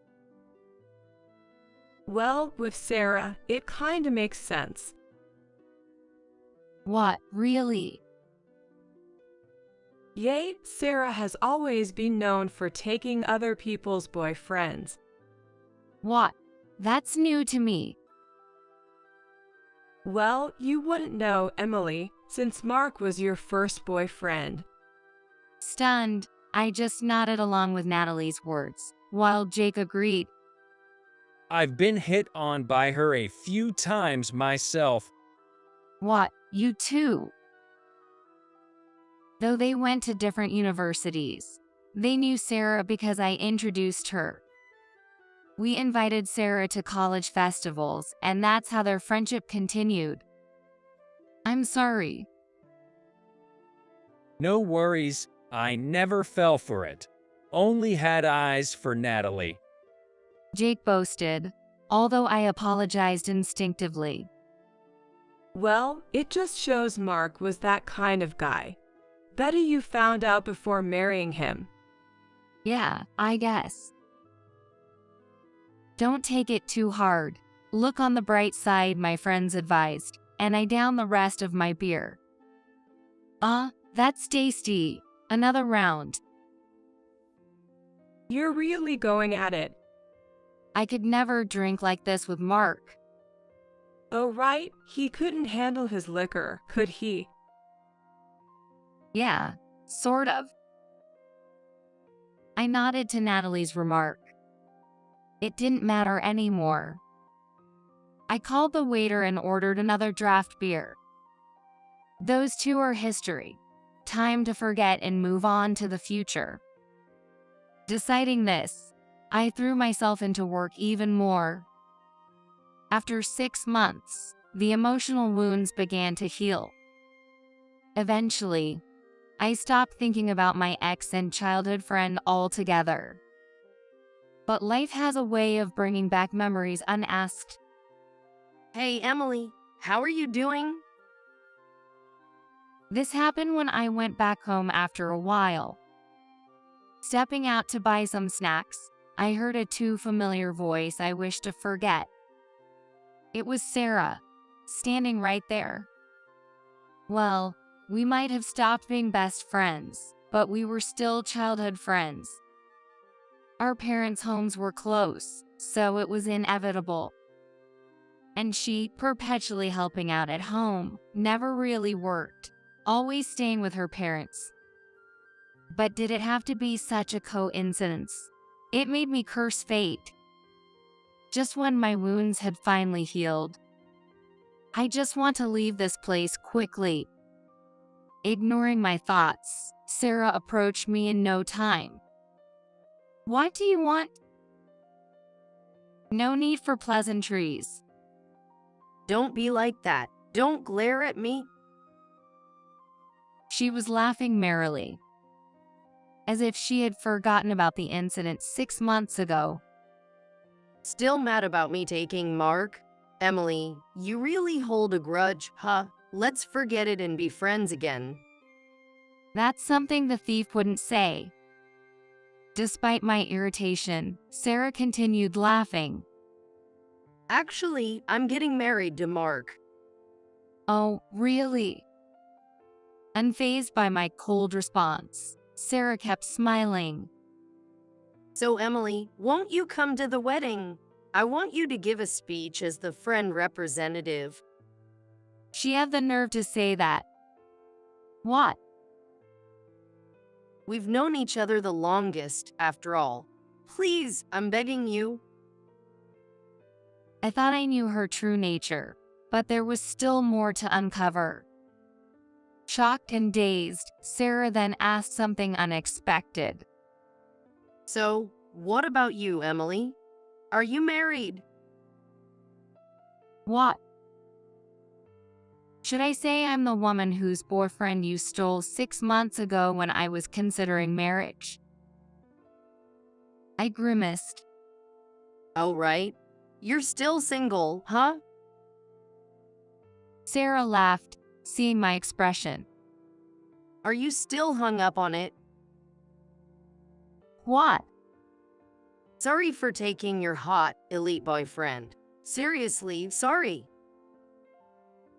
They total waste of time. I just want to leave. Distracted, I decided to reveal something to Sarah. She didn't know about her fiancé, Mark. Hey, Sarah? Huh? Oh, if you're asking me to set you up with a guy, it's not going to happen. Everyone likes me, but I don't think you're their type. Ignoring Sarah's words, I said, more importantly, are you okay with your husband being a lightweight drinker? Huh? Sarah looked confused, wondering what I was getting at. We often went out for drinks, but he always stuck to non-alcoholic, right? Ever wonder why? He's really bad with alcohol. Yeah, Mark never drinks, does he? But that's hardly a big deal, right? Is that so? Well, just a heads up. With a meaningful smile, I turned to leave, giving Sarah a sly grin. Hey, wait. What about attending the wedding? Instead of waving goodbye, I left with a gesture, raising just the middle finger of my hand, and walked away without a word. Let's see what happens now. Sometime later, I received a call. It was Sarah. I could have blocked her number, but I kept it for amusement. I'm a bit wicked, I admit. Checking the calendar, it was the day after Sarah and Mark's wedding. Eagerly, I pressed the call button. Hello, Sarah, what's up? Why didn't you tell me? As soon as she answered the phone, there was a loud scream in her ear. I instinctively pulled the phone away, but could still clearly hear Sarah's voice. That guy, he made a scene at the reception. Really? I nodded calmly as Sarah recounted the events. Oh, really? He drank alcohol at the reception? Right? He took a sip pushed by friends and got carried away. He's weak but likes alcohol. Then what the heck? Sarah described how Mark was. He, after one drink, started chugging more and more. Initially, Sarah thought he was just flushing red and quiet, but the moment Mark's boss began his speech, Shut up. Suddenly, a loud voice boomed. It was none other than Mark. As Sarah and all the attendees gasped in shock, Mark stood up and, in an unbelievable act, snatched the microphone from his boss. And that's not all. He also tore off the boss's toupee from his head. Yes, the boss's well-known secret. He wore a toupee. Mark had snatched it off, and revealing a perfectly bald head. 1. More bald than the average person. Amidst the speechless crowd, only Mark seemed pleased. 2. A mysterious bald spot. Mark burst into laughter, tapping his boss's shiny bald head. Immediately after, a scream echoed through the reception hall. It was from the boss. With a bright red face, the boss snatched his toupee back from Mark and silently left the venue. Luckily, the counting song ended at 3. A crescent moon bald spot. Oh dear. Did you just say, oh dear? It was a mess even after that. The commotion was among Mark's company colleagues. Amidst the shouts of "What are you doing?" Mark laughed heartily and downed a glass of champagne. Then, sitting down, there was a moment of silence. Just when it seemed things had calmed down, the ceremony continued. I was impressed that they continued the ceremony, but of course they couldn't have just stopped. And then came the wedding cake. Just as they were about to cut the cake, He suddenly grabbed my face. and then I couldn't contain my excitement. He shoved my face into the cake. Yes, the best turn of events. Awesome. Really, wow, he sure did something. Not did something. He made a complete mess of things. Through the phone, I could hear Sarah's voice, on the verge of tears. Actually, she was probably crying. I've known her long enough to tell even without seeing her face. As I pictured her crying, I burst into laughter. That's so funny. I told you, he can't handle his liquor. It's not just weak, that's being a drunkard. Yes, Sarah is right. Mark is a drunkard. Even worse, once sober, he wouldn't remember anything he'd done, which was a real problem. I knew about his bad drinking habits even before we started dating. In fact, when a mutual friend introduced us, that friend had warned about never, ever let Mark drink. However, on our first date, perhaps due to nerves, Mark mistakenly drank from my glass.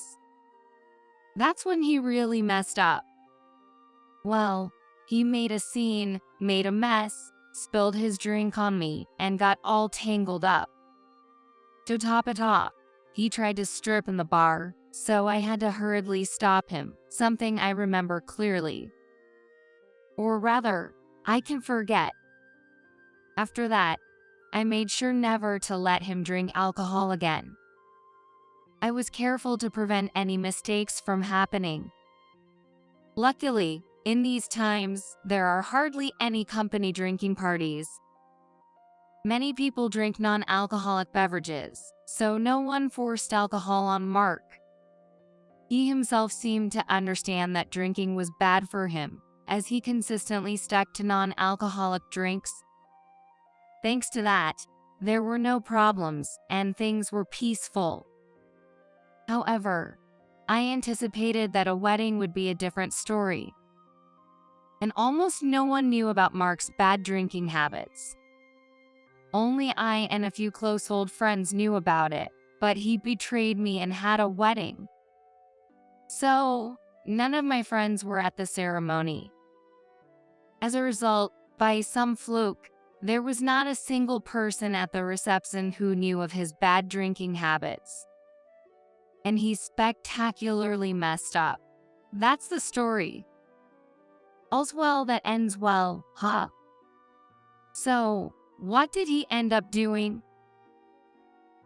He started laughing hysterically at me covered in cake and then suddenly began to strip. The reception was a cacophony of screams.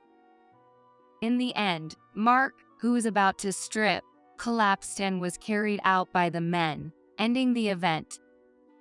And Mark doesn't remember any of it. Exactly. He's acting all nonchalant, like, what about the honeymoon?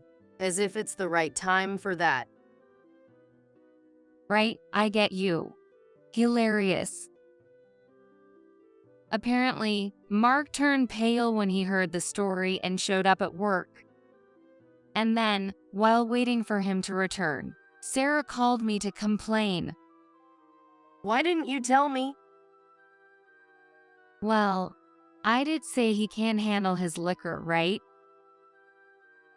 It's not about being strong or weak. That's not just bad drinking. That's alcohol madness. It's not my business. Let's just hope he doesn't get fired. With that, Sarah was speechless. Taking in her silence, I quietly hung up the phone. Of course, I blocked her number afterward, so she couldn't contact me again. After that, being childhood friends and all, rumors started to spread around our hometown. According to what I heard from my parents, Mark, who managed to avoid getting fired, was sent off to some backwater branch. He could have made a comeback to the head office if he had tried hard, but instead, he messed up big time, skipping work and ultimately got fired. Sarah, who had planned to marry a high-earning, handsome elite and enjoy a leisurely life as a stay-at-home wife, reluctantly moved to the countryside with him but was furious when he was fired. She demanded a divorce and sought alimony. But then, the tables turned. Mark counterclaimed for alimony, citing her infidelity as the reason. Moving to the countryside, with its lack of entertainment, she started an affair, of all things. And it was with a married person, which is just scandalous. Typical woman who wants other people's men, indeed. The divorce proceedings turned into a quagmire, and the alimony ended up being nullified as both were at fault. They divorced. Mark, back at his parents' place, spiraled into alcohol dependency. On the brink of addiction, his parents admitted him to a clinic for treatment. Who knows how many years it will take for Mark to reintegrate into society. And Sarah, after becoming the talk of the town, she couldn't return home and her whereabouts are now unknown. There was a call to her family once, crying, "I can't make ends meet." But after they turned her away, she went off the grid. Having lived at home and never worked, Sarah had no idea how to make money. Who knows where she is and what she's doing now? It takes years to build a friendship, but only a moment to destroy it. As for me, I've thrown myself into my work and moved on. I think my luck is changing because I've met someone new. He's no high-flying elite, but he's steady at work, has a calm demeanor, and being with him feels safe. We go to bars together, and he doesn't expect me to be a stay-at-home wife. He believes men should do their share of the housework. And now, I see his nervous face in front of me. Please, marry me. I'll make you happy. His face is red as he proposes, and I sense a happy future with him. Could it be? Did he get blown away with the doghouse? My husband's face turned pale as he looked at a corner of the yard. This is what I call discipline. He said, tying our son to the doghouse. And even though he knew a hurricane was approaching, he just left for a trip without a second thought. When we returned home, he stood frozen in the empty yard, panic setting in. I'll never forgive him. Watching him secretly from inside the house, I glared at him, my anger boiling over. My mom had been frail ever since I could remember. She was in and out of the hospital frequently, so she couldn't care for me and my younger sister the way she wanted to. Because of that, my sister and I always supported each other growing up. My sister, Karen, got married young and moved out, but I continued helping her and her husband however I could. When I met and married Max, I dreamed of having a relationship as loving as Karen's. At the beginning of our marriage, Max was helpful around the house, and we had the kind of relationship I had always wanted. However, things changed when our son, Ethan, was born. Hey, could you help me out a little? Maybe clean up after dinner or give Ethan his bath. Anything would help. I'm exhausted from work. You're on parental leave, so this stuff is all your responsibility. But I haven't had a proper night's sleep because of Ethan's crying. I can't do everything on my own. With bags under my eyes and feeling utterly exhausted, I turned to my husband for help, but he completely brushed me off. Worse yet, he lashed out at me, shouting in anger, You're not even working. Stop trying to dump everything on me. I'm not. It's just that taking care of our baby is a 24/7 job, and I can't do it alone. If he expected me to do the housework as his wife and take care of Ethan as his mother, then Max should also step up as a husband and a father, sharing the responsibilities of housework and parenting with me. I told him this again and again, but each time he'd just glare at me. You're always trying to slack off. And with that, he would end the conversation. Before long, Max was always grumpy when he was home. If he didn't like what I made for dinner, he'd throw the food away. What are you doing? Don't waste food. Shut up. If you didn't make such lazy meals, this wouldn't happen. Ethan's care is my top priority, so we have no choice but to eat frozen meals. No matter how much I explained, Max wouldn't budge, and I was left heartbroken every time I saw perfectly good food tossed in the trash. Eventually, I was the one who gave in emotionally. He won't listen no matter how much I try. I'll just have to manage everything on my own. After deciding that, life felt a bit lighter. I was physically exhausted, but at least I stopped feeling disappointed by him. However, when my maternity leave was about to end, I decided to ask him once again for support. But the result was the same as before. Women should work without causing trouble at home. Why should I have to sacrifice for your jobs? With that attitude, it was impossible to have a meaningful conversation. I had no choice but to adjust my work schedule and manage as best I could. However, when Ethan turned 6 and started elementary school, I returned to full-time work from reduced hours. Not long after that, I was assigned a business trip. I needed to take an overnight business trip to a company I had been working with for some time. Since I was the primary contact, it was difficult to hand the responsibility over to someone else. I have to be out of town for 5 days. Could you help with Ethan while I'm gone? I turned to Karen for help. She had always been there for me, and she readily agreed to watch Ethan. But just before my trip, Karen fell ill and had to be hospitalized. Oh no, I'm worried about Karen, but what am I going to do about Ethan? Is there any chance I can find a sitter to take care of him overnight on such short notice? I was starting to panic when, unexpectedly, Max offered to help.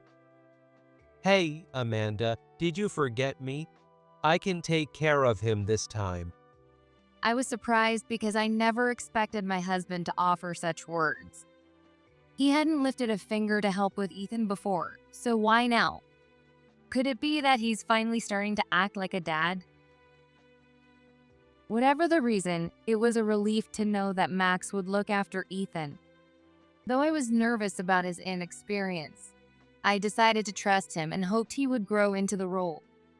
In the few days before my trip, I taught him everything he needed to know, such as managing the household and caring for Ethan.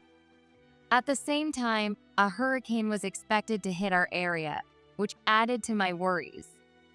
But I made all the necessary preparations and chose to trust Max with everything. As expected, the hurricane hit just after I left. Since I was far from home, I wasn't affected at all. In fact, the skies were clear and sunny where I was. But even under that bright blue sky, I couldn't shake the unease in my chest. A severe weather warning had been issued for our town, and Ethan's school was closed for the day. So that means it's just Max and Ethan alone all day today. I couldn't help but feel anxious. Would Max, who had never taken care of Ethan before, really be able to handle him the whole day? Even though I had explained everything multiple times and told myself I'd trust him, I was still overwhelmed with worry. So I decided to call Max to check if the hurricane was affecting anything and to see how Ethan was doing. Everything's fine. Amanda, you worry too much. I am his dad, you know? Nothing to stress about. I had feared Max would get irritated if anything had gone wrong, so hearing his cheerful voice put me at ease. After all, it looks like Max is doing just fine. I was overthinking. Relieved, I ended the call, feeling like a weight had been lifted from my chest. But shortly after, I got a surprising call from someone I never expected.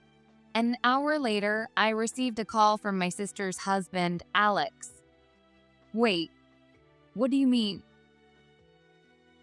I couldn't make sense of what Alex was telling me at first. Ethan had been found tied up to the doghouse in the yard. We did have a doghouse in the backyard. We used to have a dog until Ethan was 5, but after the dog passed away, we left the house untouched in the yard. I had intended to put it away to prevent accidents, especially with the hurricane coming, and I thought I had stored it in the shed. But somehow, it had ended up back outside, and Ethan had been tied to it. Once I realized this wasn't a misunderstanding, panic hit me. Why on earth would he do something like that during a hurricane? After finishing the call with Alex, I immediately tried calling Max. But no matter how many times I called, he wouldn't pick up. With no way to reach him, I decided this was an emergency. I interrupted my business trip and rushed to the hospital where Ethan had been taken. When I arrived, I stood frozen by my son's bed, stunned. If I'd known this would happen, I never would have gone on my trip. I knew it would be hard to refuse the trip after my workplace had been so flexible with me while Ethan was younger. Still, I couldn't help but blame myself. Even though I couldn't get in touch with Max, I knew he was responsible for this situation.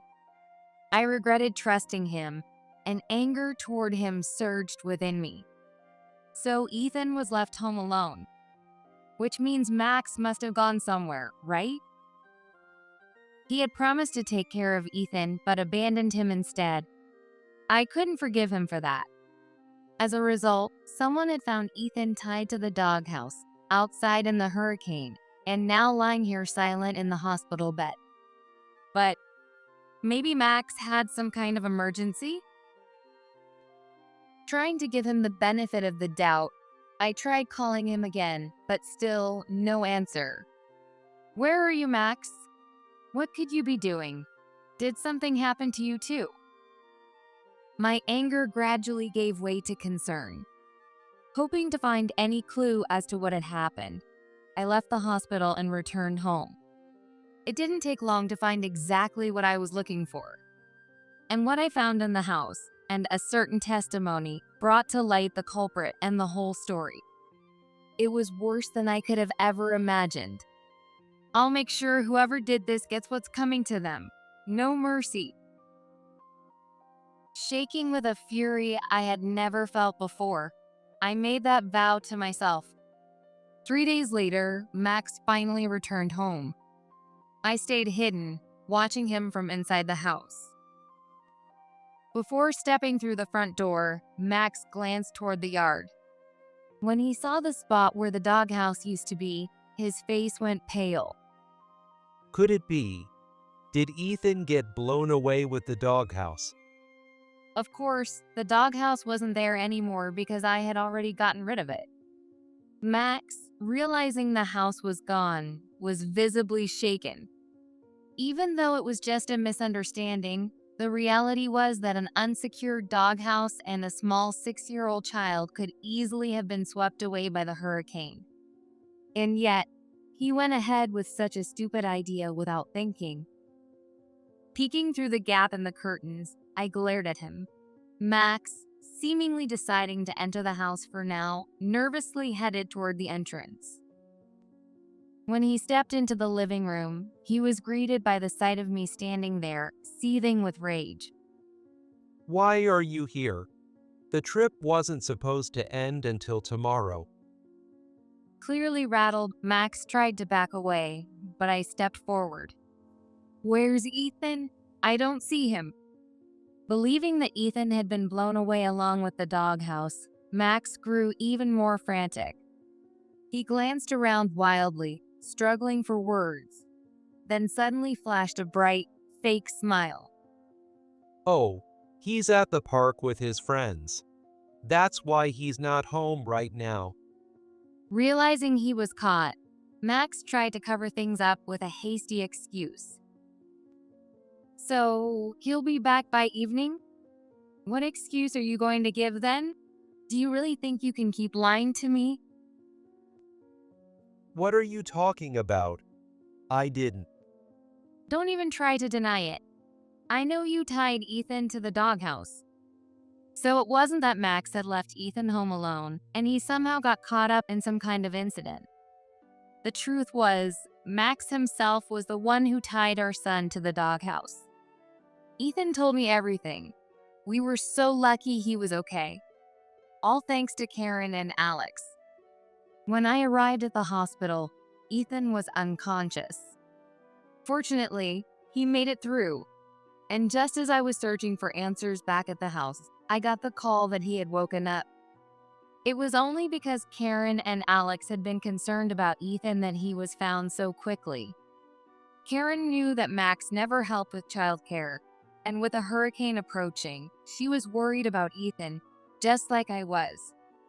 She asked Alex, who had come to visit her in the hospital, to check on Ethan.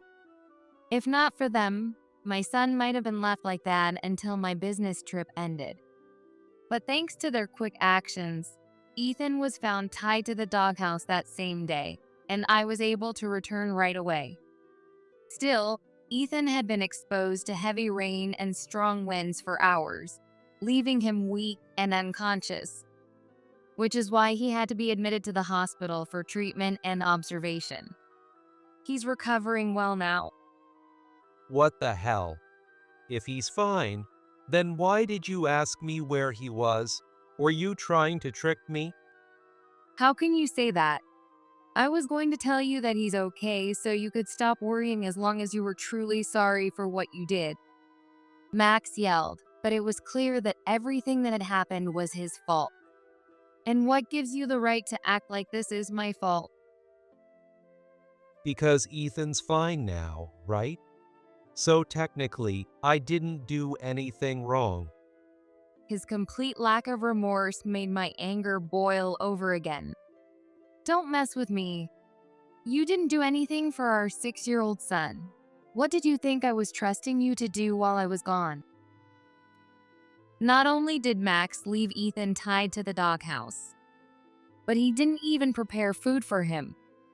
According to Ethan, Max had said, "If you're hungry, eat this." and all he gave him was a whole apple. The problem is, Ethan is allergic to apples. Naturally, he refused to eat it. I'm so thankful Ethan knew enough about his allergy to say no. If he had been too timid to refuse, who knows what might have happened. I had made sure to repeatedly warn Max about Ethan's allergy, but he clearly hadn't listened to a word I'd said. I can't eat apples. When Ethan refused the apple, Max just assumed he was being picky. He shouted, "If you're going to be picky, then don't eat anything." It seemed he found it bothersome when Ethan asked for something else to eat. This is what I call discipline, He said, laughing as he tied Ethan to the doghouse. You think you can talk back to me? Let's see how you like this. As if that wasn't enough, Max taped Ethan's mouth shut and then left. Ethan was unable to call for help, and as the wind picked up, he grew more and more terrified. Thinking about how scared Ethan must have been made my chest tighten. Max might not have left during the peak of the storm, but he knew a hurricane was coming. Leaving a child unattended is already bad enough, but during weather like that, you put Ethan's life in danger. I glared fiercely at Max. And you think it's okay just because he's safe now? Absolutely not. When I saw Max avert his eyes in guilt, I felt myself calm down a bit. I realized that confronting him like this wouldn't corner him the way I wanted, so I took a deep breath to compose myself. So, where exactly did you go, leaving our son alone? Max mumbled, barely audible. I had to leave for an urgent work thing. Oh, please. Still lying, huh? I know you went on a trip and left Ethan behind. What? How did you? You really think I wouldn't notice what you left behind? He clearly hadn't expected me to come back early from my trip. When I returned home, I found everything laid out in plain sight in the living room. There were notes outlining his travel plans, a printed itinerary, brochures with sticky notes on various pages, and even a hotel reservation confirmation. And on one of the notes, there was a woman's name listed as his travel companion. The hotel confirmation said you booked a single room with a double bed. On top of that, a trip with a woman who's neither your wife nor your girlfriend, not even in separate rooms or twin beds, but a double bed. However, that wasn't all. Among the documents left in the living room, there were even printed out email exchanges with that woman. It seemed like he printed them to help plan their trip, as they included her preferences about the vacation. But the messages also contained words like "I love you" and flirtatious conversations hinting at intimate nights, making it clear she was his mistress. When I called him from my business trip, Max sounded unusually cheerful, and now I knew it was because he was with her. So basically, this was a cheating trip, wasn't it? I waved the printed emails in front of him, and Max's face betrayed his panic. We never actually went on that trip. We were just planning it, that's all. It was just wishful thinking, you know, like, wouldn't it be fun if we could? That's why the emails looked that way. Oh, really? I asked, making sure my voice dripped with disbelief, and Max quickly nodded. Yeah, and that woman in the emails? She's based on you, Amanda. I just thought, if Amanda wasn't away on business, I could take her on this trip. I kind of got carried away with the idea. With a sigh, I shot back at him. Cut it out. If I talk to the police about our son and they check the hotel security cameras, it'll be clear if you went or not. Are you sure you want to keep up this lie? At that, Max seemed to realize he couldn't wriggle out of it and suddenly shifted his tone to brazen defiance. So what if I did? The only reason I agreed to babysit was because I thought it'd mean you'd go on your business trip. In a bitter tone, Max confessed that the timing of my business trip aligned perfectly with his mistress pressuring him to take her on vacation. He had planned to go on the trip while I was away, but his sister, who was supposed to watch our son, fell ill, and he panicked, worried I'd cancel my trip. He figured that if he volunteered to look after Ethan, I'd leave without hesitation. But Max had no intention of caring for Ethan properly. He had just planned to leave some food around and head off on his cheating trip as planned. This explained why he ignored everything I said before I left, seeing my instructions as mere nagging. So giving Ethan that apple? That wasn't on purpose. I just forgot about his allergy. No, that's still a big problem. What kind of father forgets his child's allergy for 6 years? And there's no excuse for locking him in the doghouse either. Up until I got home, I had worried it might have been a robbery. It's pure luck that Ethan was saved thanks to my sister. It could have easily been the worst case scenario. Max's face paled as he seemed to recall the moment I came home, panicked that Ethan might have been trapped in that doghouse during a storm. Do you realize that putting a child in that kind of danger is a crime? I'm ready to report this to the police right now. Max's complexion grew even paler. Please, don't. Anything but the police. It seemed he never thought I'd actually involve the authorities. He clung to me, on the verge of tears. I'll break up with her, I swear. I'll do housework and help with Ethan, whatever it takes. We're family, aren't we? Cheating and avoiding your responsibilities aren't bargaining chips. They're just the bare minimum. I mean it this time. I don't want Ethan growing up with just one parent. Please, give me another chance. His empty promises were laughable, and I surprised even myself with how cold my voice sounded. A chance. Words are cheap, and it's too late for that. As far as Ethan and I are concerned, you're not just unnecessary, but you're dangerous. Not only had Max failed to act like a father, but he had actively harmed Ethan. How could I ever trust someone like that around my child again? I'm reporting this to the police, and the divorce is happening. I'll also make sure you pay alimony and child support. Max's face went from pale to ghostly white, and he collapsed to his knees, looking like he was about to pass out. While he was frozen in shock, I called the police, and they took him away without resistance. Later, Max received a 3-year prison sentence, but it was suspended. Although he avoided actual jail time, his life would never return to normal. I made sure to demand $20,000 in alimony and $85,000 in child support up front. With no other option, Max had to take out loans, and now he's working tirelessly just to pay them back. He had also lied to his mistress, telling her he was single. And when I demanded $15,000 from her in compensation, she found out the truth and dumped him. He lives alone now, drowning in debt. Ethan, on the other hand, has fully recovered and is excited about his upcoming school trip. I owe his recovery to my sister and her husband, and I'll never forget their kindness.